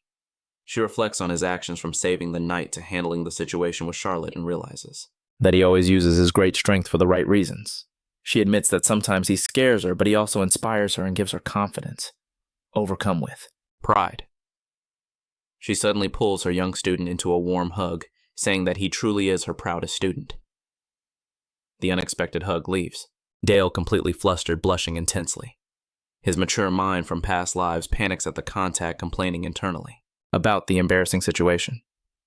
At dawn in the duchy's courtyard, Dale stands alone, still affected by Sophia's hug. He thinks that she caught him by surprise, and he wonders if she only sees him as a child. Shaking off the thought, he forces himself to focus on his training. He summons an immense wall of jagged ice as a target and formulates a new spell, a variation of his ice bullet designed to work like a shotgun blast. 12-gauge ice bullet. He fires and the main projectile shatters into small bullets that hit the ice wall. The fragments ricochet back at him, but he unfazed. Summons a hexagonal magic shield to block them. Satisfied, he makes a mental note to try adapting it into a single projectile version. Shortly after, a voice calls out to him. He turns and sees Charlotte emerging from the snow-covered trees. She comments that she finally found where he was training. Dale asks if she has also been practicing, and she confirms, explaining that she's been training the footwork that Helmet taught her. Dale observes that she seems to enjoy learning swordsmanship, which surprises her before she nods. She then hesitates, trying to talk about what happened earlier. After a moment, she blurts out an apology for acting out, explaining that she's reflected on how rude she was. Dale bluntly agrees, saying that she was indeed quite rude, which leaves her comically silent. Then he breaks into a wide smile and says that he'll forgive her. He also asks her not to be so formal this time. Relieved, Charlotte happily agrees. They stand together in the quiet, snow-covered forest. Charlotte comments that she really likes the weather there. She explains that she can swing her sword late into the night and the cold air immediately refreshes her. Dale listens attentively, and Charlotte smiles, finding it nice to know someone feels the same way. A gentle smile spreads across Dale's face, and the two share a calm and peaceful moment in the winter landscape. Charlotte remarks on how quickly time flies. From the castle, Duke Alan and Duchess Ina watch the two of them. The Duke notes how much his son has grown. Ina agrees, thinking about how perfect the two look together. With affectionate smiles, they decide to keep an eye on them, with Ina believing it's a mother's duty to help her son follow his true feelings. Sometime later, the scene shifts to the city's slums. Dale explains that his mother Ina regularly provides aid to the destitute, offering food, supplies, and helping them find work. He adds that starting this year, he and Charlotte began to help her. During one visit, a young boy desperately runs up to Charlotte, begging for her help. Crying, he explains that his mother is in grave danger and pleads for her to go with him, worried. Charlotte agrees and follows the boy, with Dale right behind her. Dale, however, is immediately suspicious. They are led away from their night escorts and guided through a maze of alleyways. The fact that the boy specifically asked a young girl like Charlotte for help, instead of an adult, rings as a major alarm bell for him. Dale spots a hooded man on a rooftop and recognizes him as a member of the Thieves Guild sent by Count Brandenburg. Dale concludes that the target is Charlotte, realizing the trap is ridiculously obvious.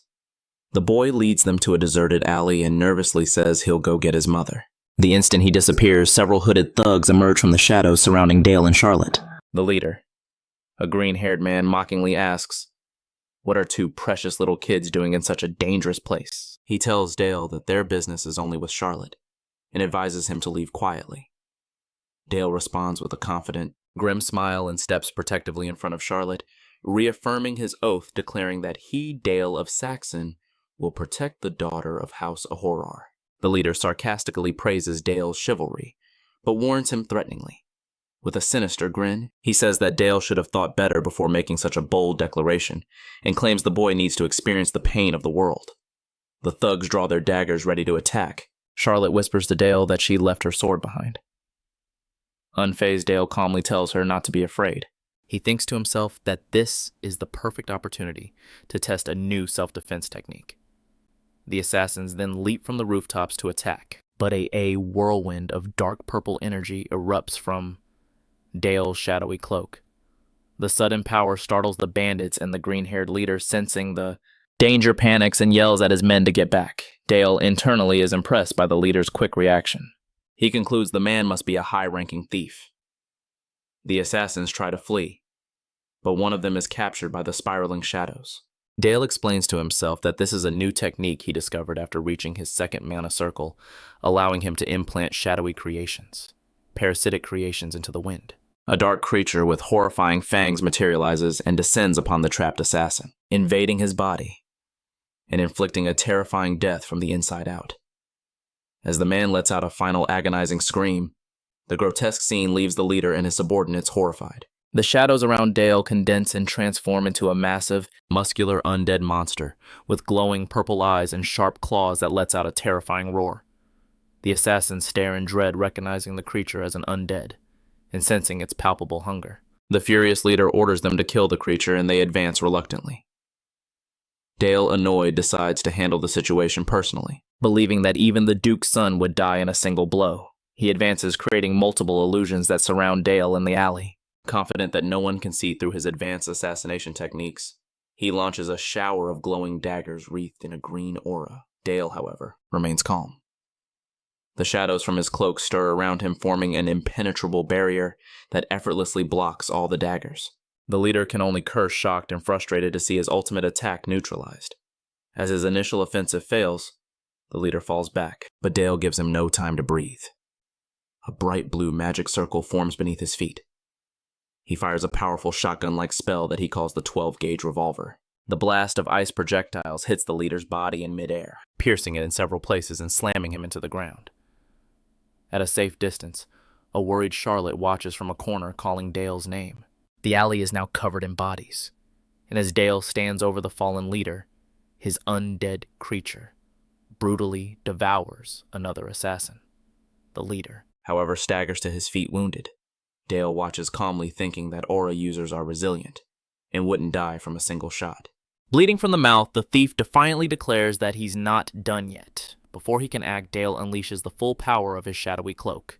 Once again, a raging storm of sharp black tentacles erupts instantly, slicing through the remaining henchmen in a coordinated attack. The undead monster also eliminates the last standing enemies, grabbing one and killing it before letting out a roar of insatiable hunger as it devours its victim. With the battle over, Dale turns to Charlotte. He walks over to where she's sitting, visibly shaken, and gently asks if she's okay. She quietly confirms that she is. Just then, the only surviving assassin tries to flee, desperately screaming in fear. Unfazed Dale forms an ice bullet with his foot and kicks it with perfect precision, piercing the man's leg and knocking him down. The massive undead creature grabs the incapacitated man, who begins to beg for his life. Dale, with a calm and commanding presence, simply orders the monster to return. The creature then retracts back into his shadow. The terrified survivor immediately offers to tell him everything he knows. Dale approaches and asks if he really means to tell him everything, and the man nods eagerly. Dale, deciding that he's not interested in what a low-ranking subordinate might know, raises his hand and fires one last fatal ice bullet into the man's head. Standing over the body, he coldly declares that he wasn't particularly interested in ending the confrontation, decisively and ruthlessly. He then unleashes a magical explosion that eliminates the last thief, leaving Charlotte shocked. He then tells her that this is the true face of the Duchy of Saxon, but also the power that will protect her, and asks if she's afraid. She admits to being a little scared, but says it's okay because he did it to protect her. He repeats his vow. Family will be his shield, and she will be his sword. She thanks him for showing her a future, and declares that she will become stronger. He watches her, thinking that his acceptance of Charlotte was partly due to the guilt he felt over the battle with the man he killed in his previous life. The fact that she offered to make his sword held a much greater meaning than he could imagine. Meanwhile, in his castle, Count Brandenburg curses the situation while reading a letter. It's an invitation to Castle Saxon, a summons from the Black Duke to hold him accountable for the attempted kidnapping. Brandenburg realizes that, even as the Empire's holy sword, he would have to appear. A few days later, Count Brandenburg arrives. The Duke, seated on his throne with Dale at his side, receives him. Brandenburg sarcastically replies that nothing is more urgent than a summons from the Duke, thinking to himself that Dale and Charlotte are two cunning brats. The Duke continues mentioning the great concern within the Empire regarding the recent kidnapping attempt on his lands, and adds that he imagines the reason the Count was summoned. And Brandenburg disdainfully questions how the Emperor's loyal sword, could be involved in such an indecent matter. As he speaks, a dense dark aura begins to emanate from the Duke, spreading throughout the hall. Brandenburg is shocked. His followers ask why there's a wind as shadows surround them, terrorizing them. The knights scream for help as the shadows devour them, and Brandenburg realizes that his order of Holy Knights Magdalena has been easily defeated. He recognizes the powerful dark magic of Duke Saxon, a high-level shadow spell called Storm of Riles. The Duke orders Count Brandenburg to kneel and remain still. Brandenburg protests furiously, but the Duke coldly replies, "Didn't you hear me?" and warns him that there won't be a next time. Brandenburg curses, silently humiliated at being forced to kneel, something he never imagined experiencing. The Duke, sitting on his throne, reminds him that he was summoned in the name of peace, and then makes a direct threat. He promises to slaughter every member of the Brandenburg family if the Count ever harms the children of House Saxon again. He expresses his hope that the Count will take that warning seriously and, in a sarcastic tone, invites him to warm himself before leaving. Brandenburg, irritated, replies that he appreciates the Duke's generosity, but finds it difficult to remain there any longer. The Duke dismisses him. Dale watches, thinking that what his father has just done, humiliating one of the Emperor's most loyal followers, will be the spark that shakes the entire empire, and that his role will be to cut off the head of the Sword of Holiness. When the news that Brandenburg knelt before the Black Duke spreads, the Duke is in his office with Master Sephia. He explains that the corpses in front of her are those of the thieves who attacked Dale, and confirms that he was the one who eliminated them. She observes the grotesque scene and wonders if her teachings to Dale were wrong. The Duke explains that to guide Dale's talent, they need her wisdom, and offers her the position of head advisor. Surprised, Sephia realizes that this means becoming part of the Saxon family. The Duke explains that Dale depends heavily on her and that guiding him is beyond his own power. She accepts, aware that her mission to understand how Dale sees the world has become more important than ever. Time passes and Dale's 10th birthday arrives, celebrated in a lavish banquet hall that year. Members of the Emperor's faction were present, among them Marquis Elise, who greets the young Lord Dale, expressing his pleasure in meeting them. Meanwhile, the guests admire the exquisite dishes, praising the Duke's generosity. Dale observes, thinking that these are the central nobles of the imperial capital. The core of the Emperor's faction realizes that their presence is an implicit warning from the imperial family, indicating that they will not stand idly by in the face of Count Brandenburg's humiliation. In front of him is the messenger carrying that message, Marquis Felice. The Marquis observes Dale and says, "So this is the young Lord Dale," introducing himself as the Crimson. Dale reflects on the Marquis's identity, the head of the Red Magic Tower, whose mages follow the principle that power is justice, a belief widely accepted in the Empire. He remembers that in his past life, he was forced to undergo magical modifications on his hands. Marquis Ellis approaches Dale, saying he has heard about the miraculous genius of the Saxon family, and mentions the rumors that at 9 years old, Dale wiped out an orc horde to protect one of the family's knights. Dale politely thanks him and wishes him a good time at the party. As he walks away, he thinks about how exhausting it is to receive birthday congratulations in that manner. Every year, he would rather be training with Charlotte, but her official status as a lady-in-waiting prevents it. Besides, it would be dangerous if the daughter of the sword god were seen practicing swordsmanship. Suddenly, he hears a scream and a man's voice ordering a maid to shut up.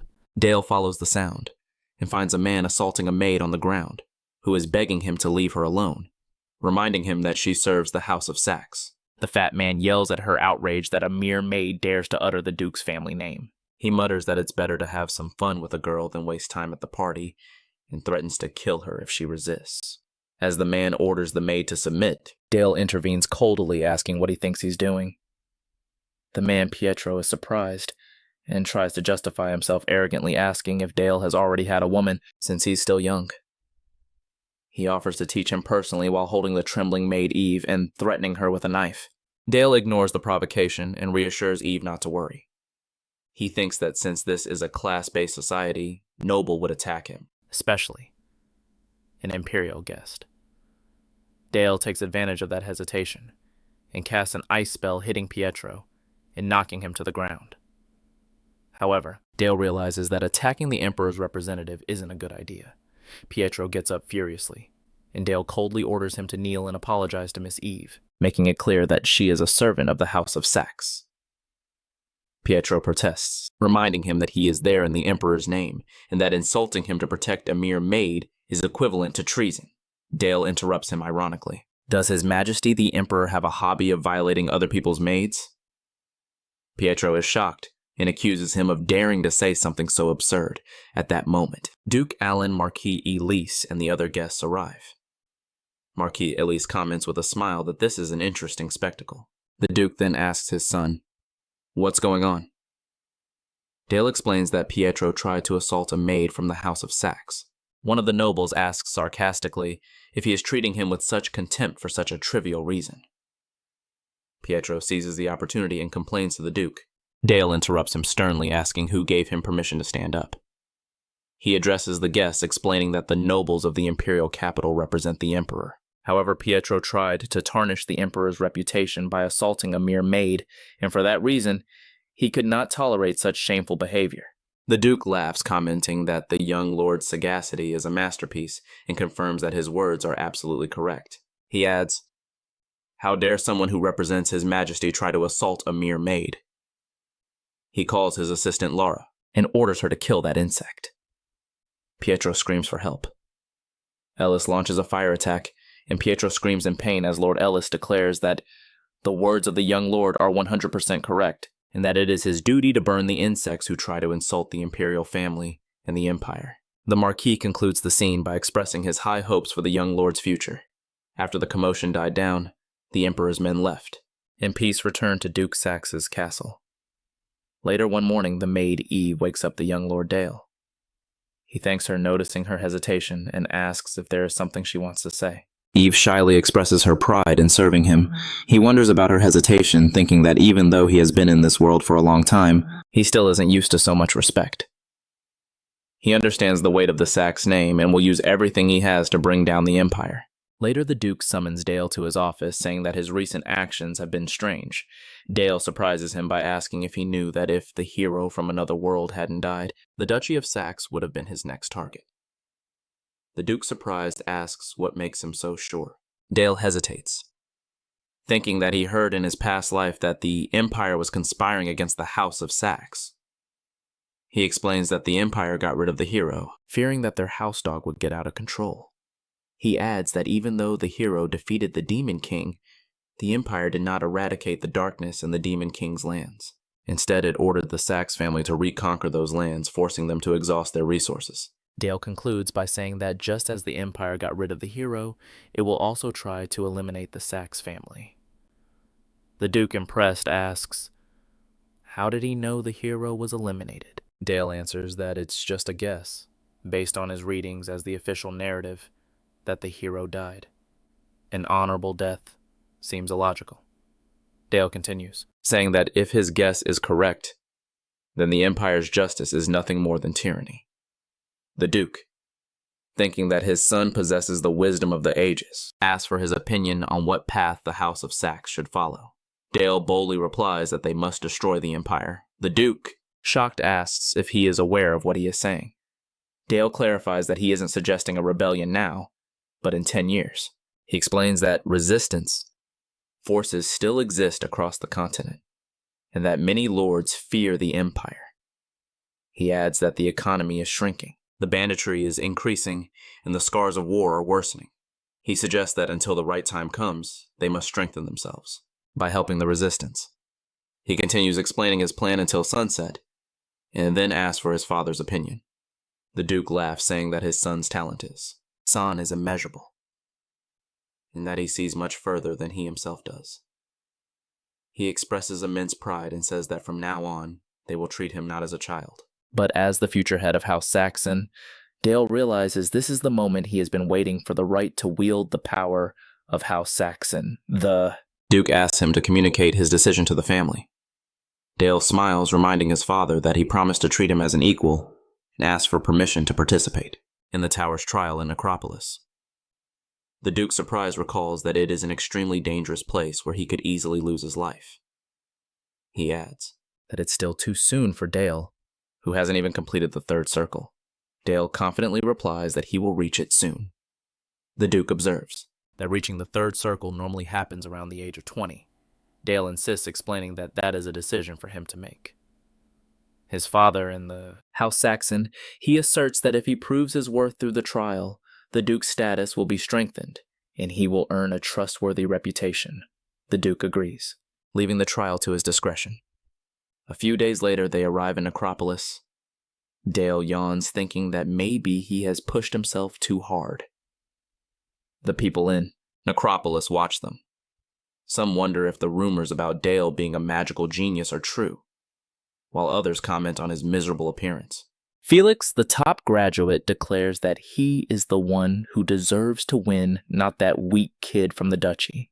Dale and his father arrive at the tower and are greeted by Iris, an elder of the tower, and the Secretary General. The Duke tells Dale that Iris will help him during the test. She leads him to a large hall with 59 other graduates. Iris welcomes everyone and explains the first floor's test, a battle royale to steal life points. Each competitor has a pendant with one life point and a shield. A valid strike from an undead soldier destroys the opponent's pendant, eliminating them, and the attacker gains a point. Gathering 3. Points qualifies the competitor for the next floor. The use of artifacts is forbidden. The competitors murmur about Dale calling him a monster for reaching the third circle at such a young age. Felix suggests they team up to defeat him. Someone worries about the safety of attacking the young lord, but Felix dismisses it, stating that everyone there are equal competitors. Dale listens, mentally, praises their confidence and challenges them in his thoughts. Iris announces the start.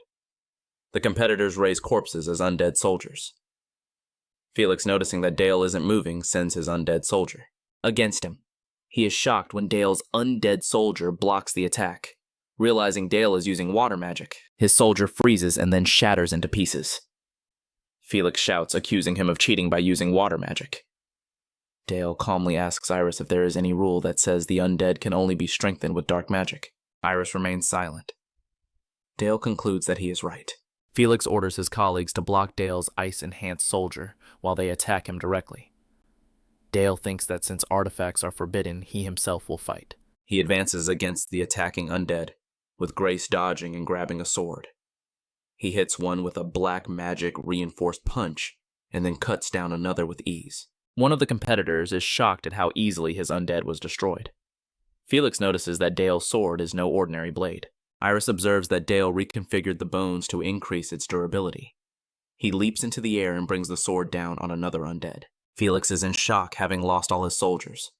Terrified, he wonders if it is even logical for one man to be so skilled with a sword. Dale advances toward the defeated Felix, who pleads for mercy. Dale mocks him, saying he won't die because of the protection pendant. He then swings the sword at Felix's head. Felix is defeated, his pendant destroyed, calling Dale a monster. Iris declares that Lord Dale is the only survivor who passed the test with 60 life points. Dale thinks that this place will be his first step. The scene shifts to the second floor of the tower's test, which requires defeating a flesh golem. He thinks that normally the survivors from the first floor team up, but he eliminated everyone. All types of magic are allowed here. And he considers this an opportunity to form the third circle and test his potential. The golem attacks, but Dale dodges and wounds the creature's arm. He smiles and casts a new spell, Accelerated Decay. The Observer. Iris notes that this magic is not common.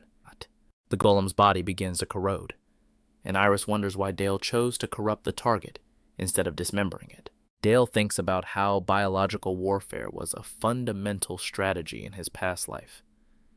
He wonders if the observers notice that the horrors of biological warfare are now being expressed through black magic. Dale completes the test, setting a record by reaching the 10th floor and receives 4 days of rest. That night, a rare second attempt is granted to the other 59 competitors. Dale is alone near a fountain when his master Sephia congratulates him on his exceptional performance. He thanks her, attributing his success to her teachings.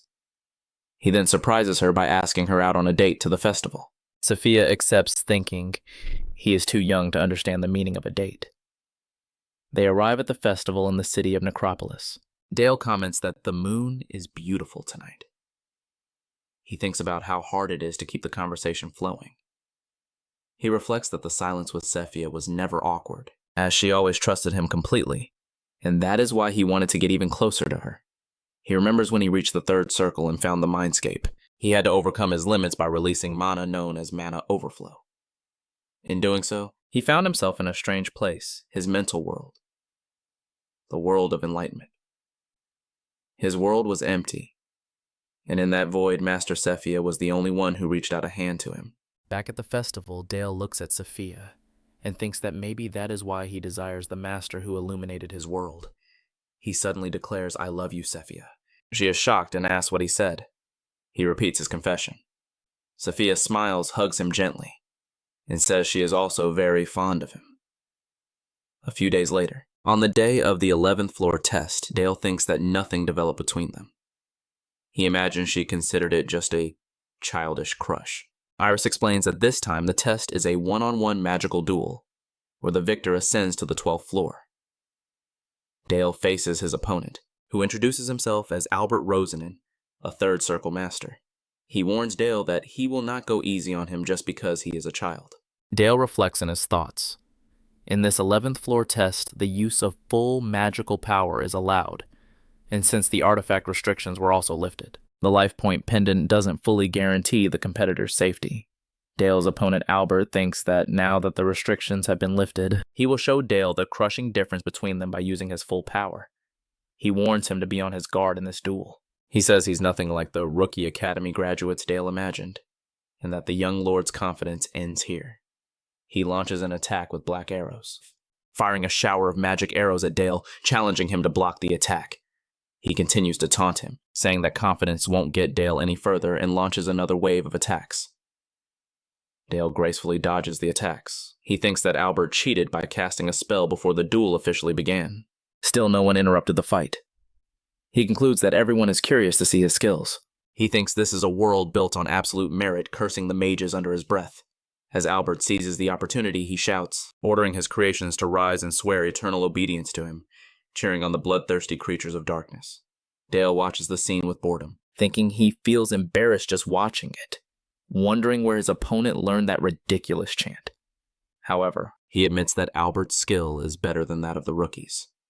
Dale continues to dodge the attacks of the undead Albert summons. This irritates Albert, who asks how long he plans to keep dodging, stating that he can't win just by running away. He asks if that's all Dale has and orders one of his undead soldiers to self-destruct. He declares that victory is his. Suddenly, Albert realizes that Dale has disappeared. He wonders since when and where he went. Dale appears behind him, sarcastically asking if he doesn't think cheating against a kid is a bit cowardly. Albert looks confused. Dale admits the surprise attack was clever and uses spectral form, a skill from the Cloak of Shadows. He warns his opponent that he's still far from being able to defeat him. Meanwhile, Dale's shadow creatures begin to murmur, expressing their intense hunger and asking if they can eat Albert. He smiles and allows them to proceed. He warns them not to overdo it. The shadows attack Albert, who screams in pain. Dale comments that the shadows seem a bit lively because they were hungry. Albert begs for mercy. Dale orders the shadows to retreat. Albert faints, and Iris declares Dale the victor of the first round. Dale asks who the next mage for the second round will be. The next competitor surrenders, saying he just wants to live. The countdown for the third round begins. From that moment on, until the final fight, Dale advanced automatically due to surrenders, except for one match that required a struggle. After that, Dale refined and mastered his 3 magic circles, and began to defeat the floor guardians one by one. When he reached the 20th floor, a worthy opponent finally appeared. The guardian was the Headless Knight. That knight, personally created by an elder of the Black Tower, was an enemy incomparable to all the previous ones. The observers comment that even for the young lord, this might be the limit. Dale smiles, thinking that things would be boring if they continued to be predictable. The battle between Dale and the Headless Knight begins. The spectators watch in amazement, not understanding what is happening. Everyone is stunned to see the Headless Knight kneel before Dale. Dale orders him to finish himself off. The Headless Knight immediately stabs itself and falls destroyed. Dale thinks that the loyalty that made the knight abandon its role as a guardian is impressive. Then he realizes that perhaps he went too far and showed more than necessary. He understands why the spectators are shocked.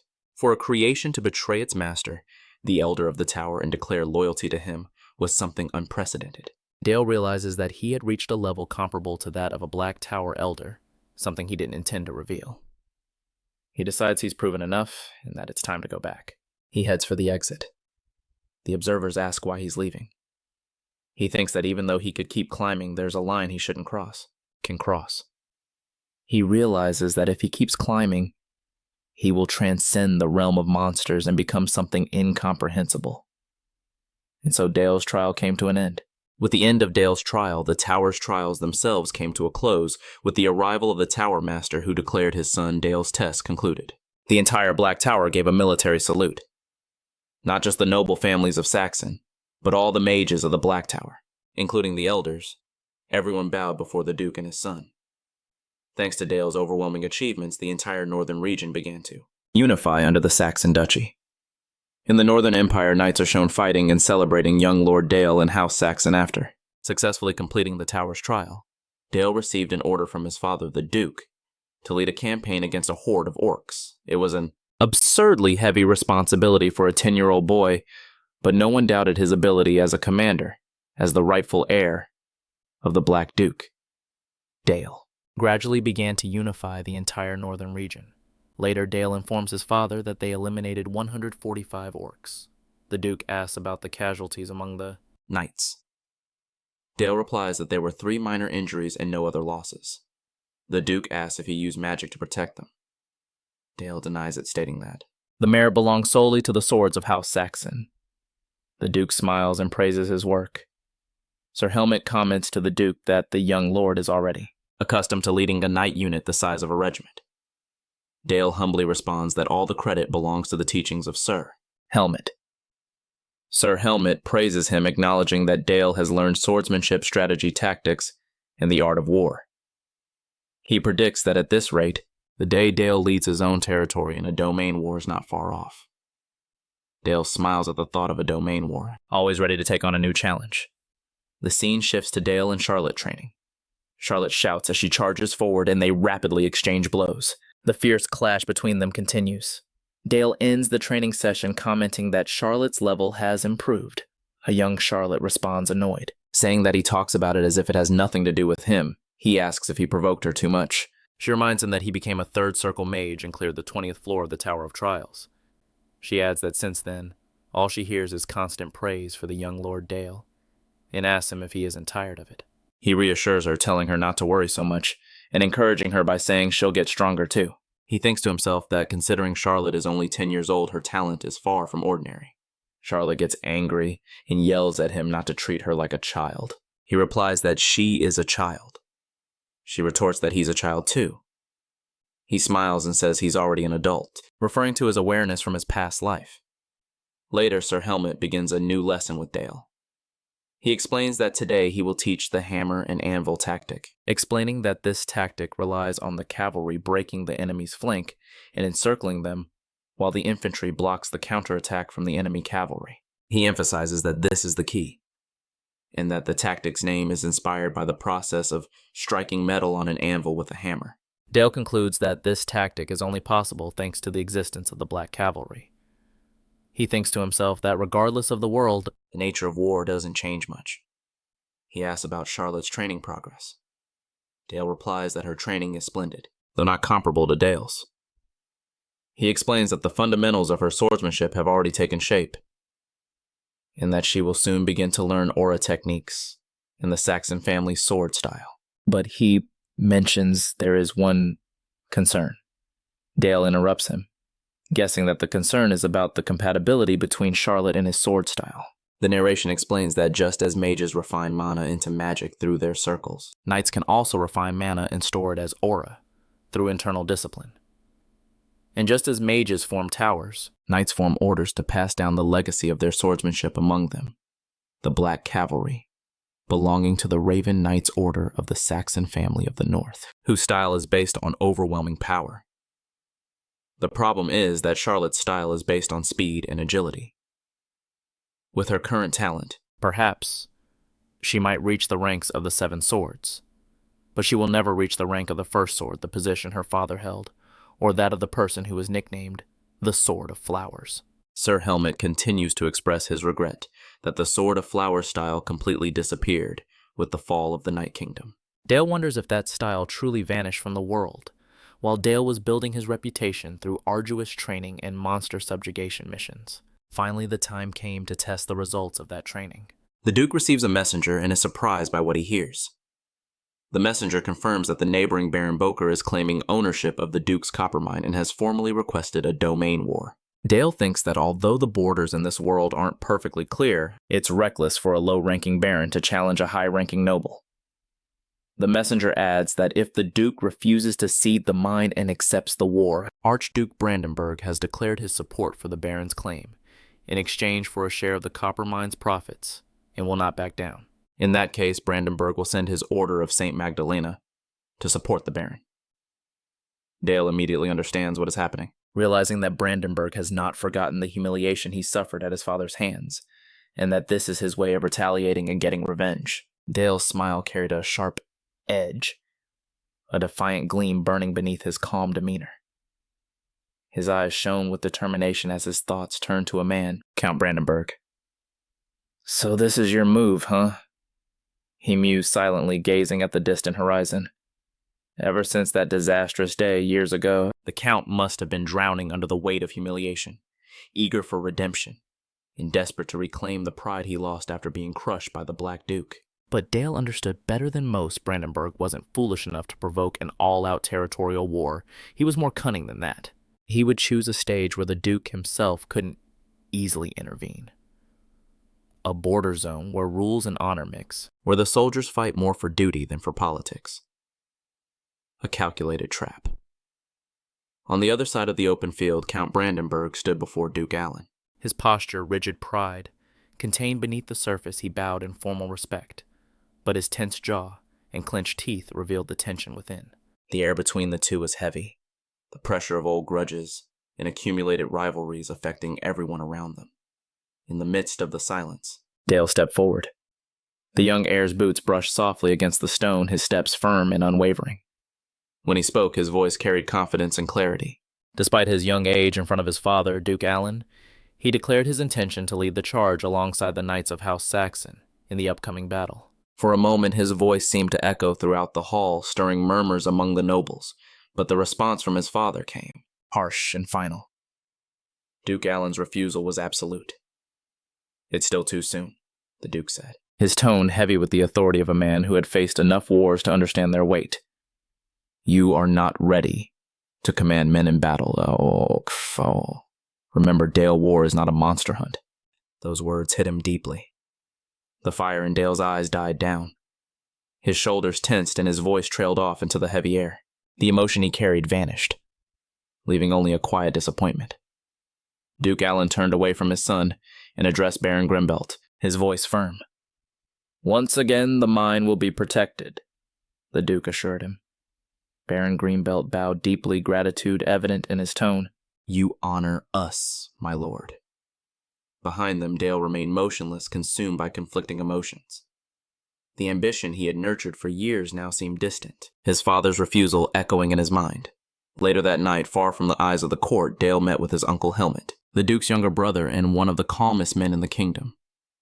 They both sat in a quiet room illuminated by the flickering light of a lamp.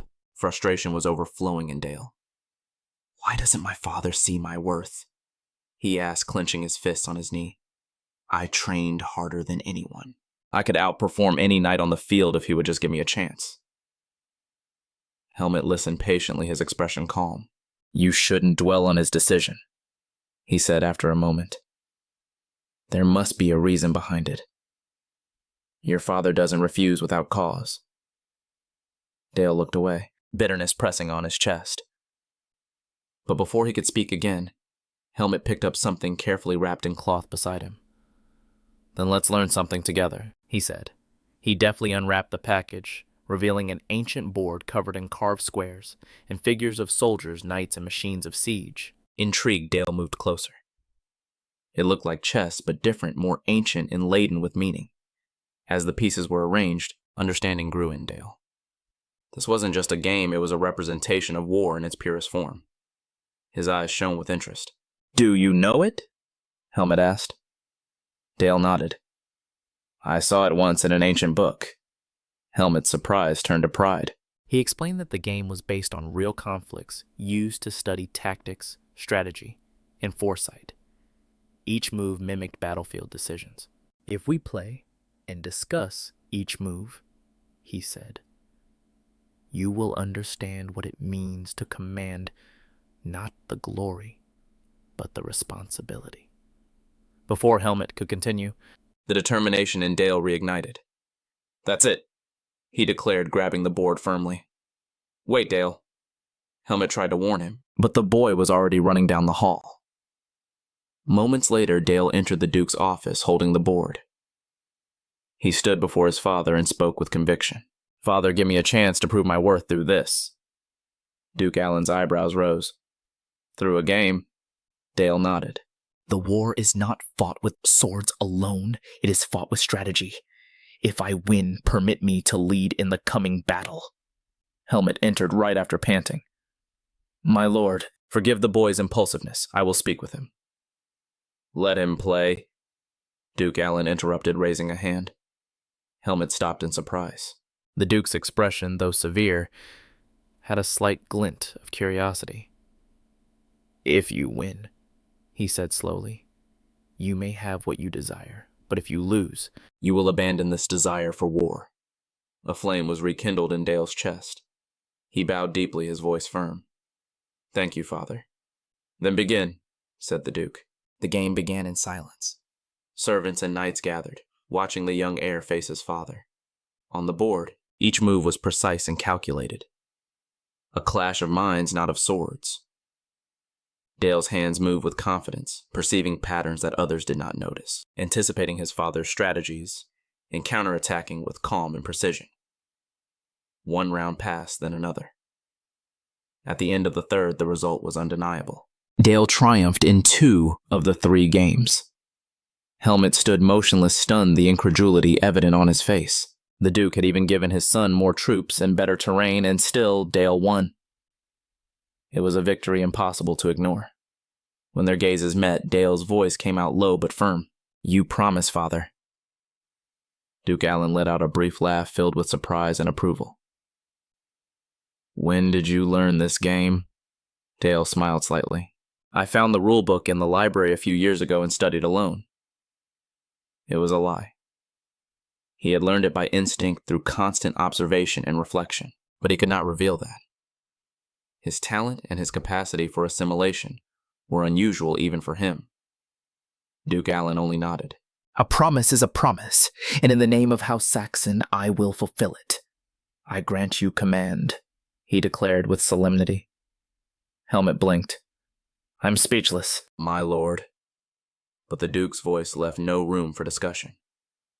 Without further objections, Dale felt the world change around him. For the first time, the dream he had pursued for so long was becoming reality. Still, even in that moment of triumph, Duke Allen's gaze once again hardened. Listen well, Dale, he said. This battle will not be yours alone. You carry the honor of our house. Defeat is not an option. You have the determination to carry that weight. And Dale stood tall, his determination firm as steel. I have it, Father. I will not fail. For an instant, the Duke's severe expression. Allen's expression softened. A brief smile appeared on his lips. Then prove it, he said in a low voice. Only come back when you have shown the fruits of your training. Ghost, and so the path before Dalkson was set. A journey guided not only by strength, but by intelligence, discipline, and the will that drove him. Days later, under a gray sky, the imposing fortress of Count Brandenburg loomed over Malbur. The castle's jagged towers pierced the clouds, its halls heavy with ambition and resentment. Inside, the Count's roar filled the air. Philip thundered, slamming his hand on the oak table. The impact echoed through the hall. Papers trembled and the servants froze in silence. The veins on Brandenburg's forehead throbbed with fury as he confronted his son. Have you been wasting your days drinking and wandering the slums again? Do you think our enemies rest while you indulge in such negligence? Philip was leaning back in his chair, unconcerned, a relaxed smile on his face. You worry too much, Father, he said nonchalantly. That boy from House Saxon is only 10 years old. I can easily defeat him. The carefree tone erased any trace of patience from the Count. His fist slammed the table again, even harder this time. A 10-year-old boy and you treat him with such disdain. His voice trembled with indignation, his eyes narrowed in irritation. Fool, that child possesses skills you are not capable of understanding. You couldn't reach his level in 100 years. Philip paused, his smile fading. The Count's fury intensified, each word laced with harshness. You are incapable of even comparing yourself to him. The insult struck Philip deeply. His posture faltered. As the anger subsided, the Count's gaze turned colder, more calculating. I should have taken possession of Charlotte much sooner, he thought bitterly. A fleeting regret was followed by a controlled expression. After a long silence, he turned to his son. His voice was now steady but sharp. In the upcoming battle, in the Eiffel, he said, you will be in charge of the knights. Philip's eyes widened. Really, father? He asked, almost hopeful, but Brandenburg's expression hardened immediately. There is no reason to celebrate. You will be on the field, yes, but you will have no real authority. The command belongs to Lord Melva. Philip's reaction was immediate. What? You can't be serious. Enough, the Count interrupted. Melva, take him away. Lord Melva bowed immediately. My lord. Philip's protests echoed uselessly as he was removed by the guards. The heavy door slammed shut, cutting off the sound. Alone, Count Brandenburg let out a long sigh. The anger was still present, though contained. If it were possible, he muttered, I would face that Saxon boy myself. But he knew he couldn't. Attacking a child directly would ruin his honor. He gritted his teeth as an uncomfortable realization dawned on him. Perhaps that was Duke Saxon's intention all along. A calculated maneuver. A strategy hidden beneath a child's request. Days later, the focus shifted again.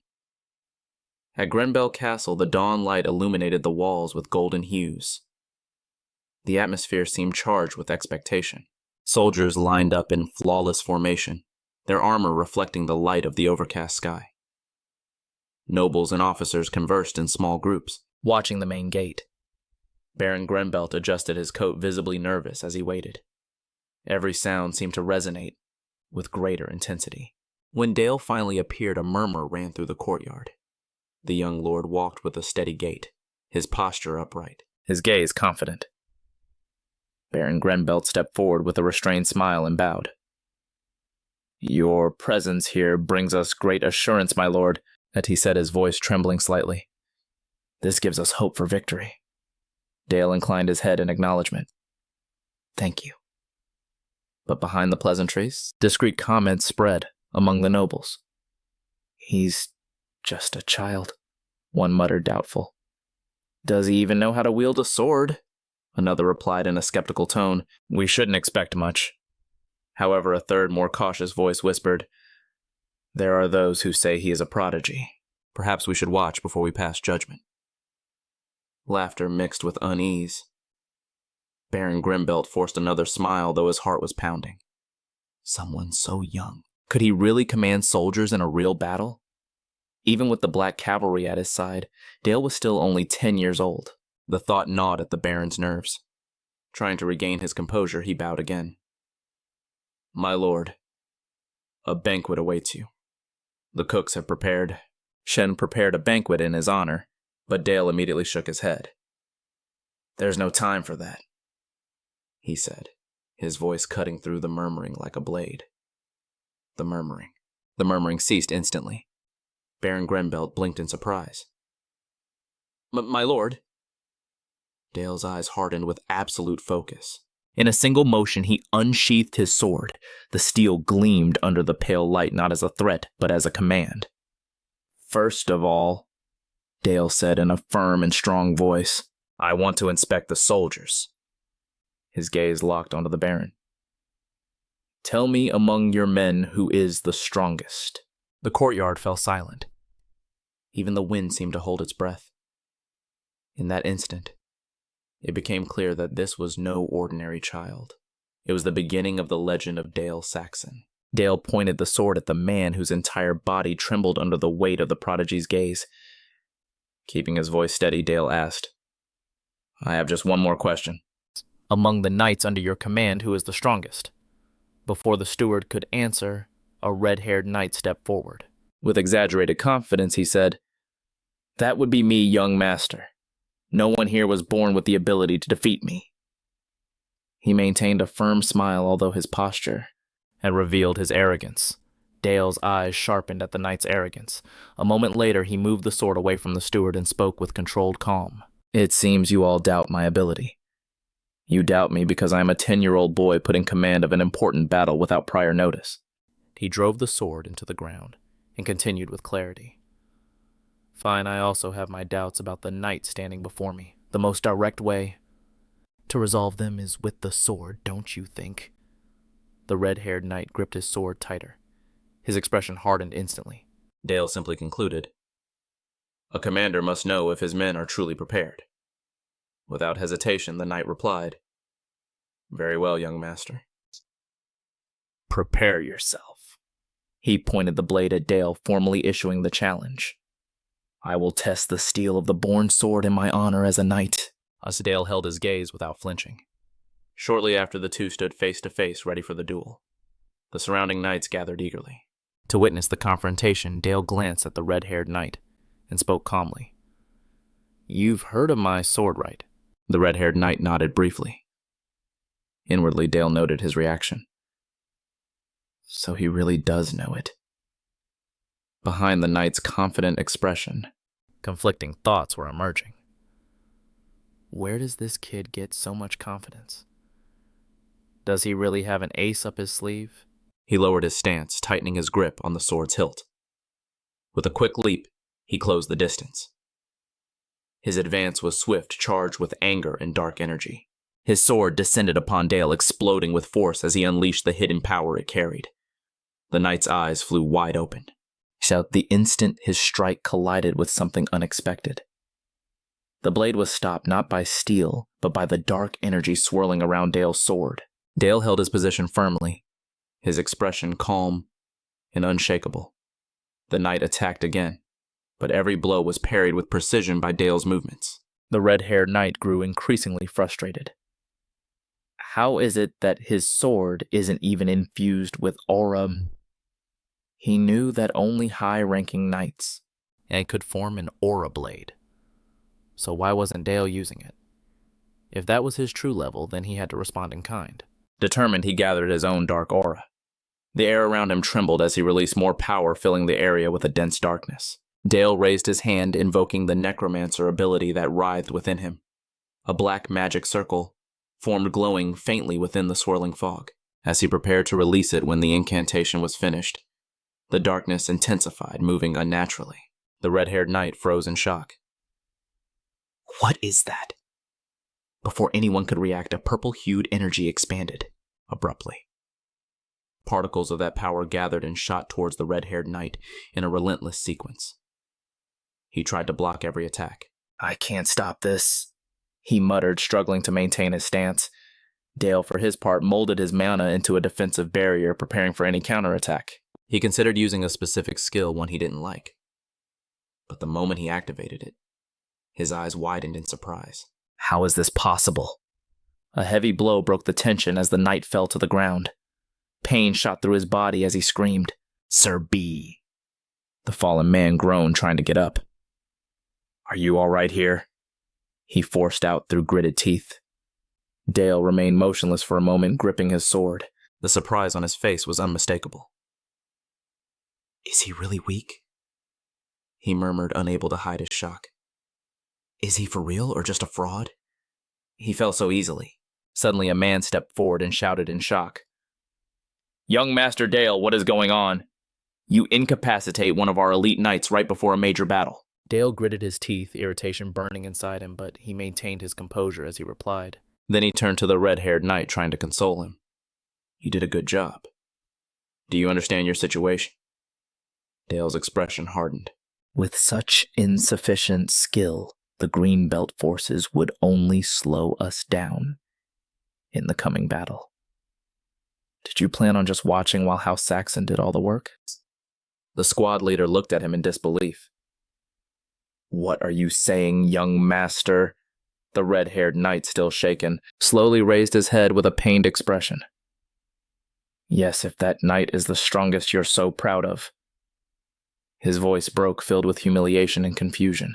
Dale raised his sword and declared firmly, The second house has never hesitated to be the shield for the family we serve, but that does not exempt you from neglecting your own duty.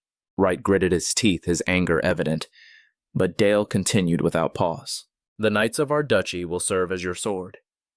Now choose. You will follow me. You will not lose the ground beneath your feet. All the knights stared at him, stunned. A heavy silence fell over the field. Moments later, the knights fell to their knees, one after another, until the entire group was kneeling before him. Their voices rang out together, full of conviction. We swear our loyalty, young master. The scene changed to the Saxon family residence.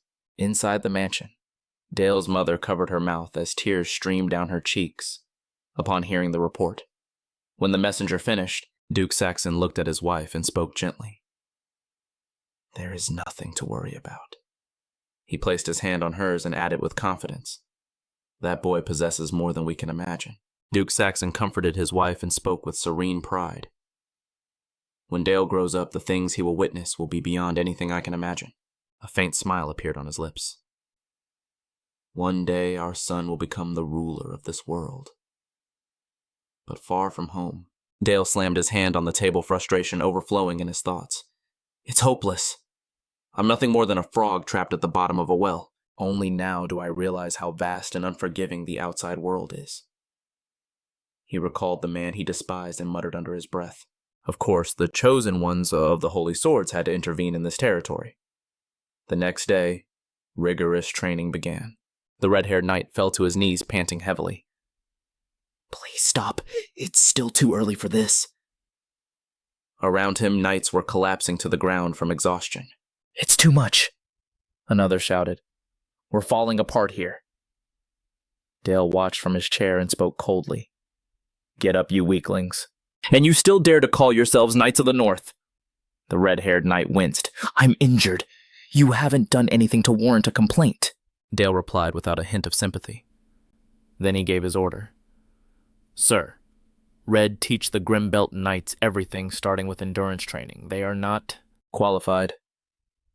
Sir Barrett nodded. "Yes, young master." A faint smile crossed Dale's face. "Also send someone to Baron Parker's territory, tell them I wish to propose a negotiation." The knight who received the order was in shock. A negotiation. Dale leaned back, his voice sharp and determined. "Not because I intend."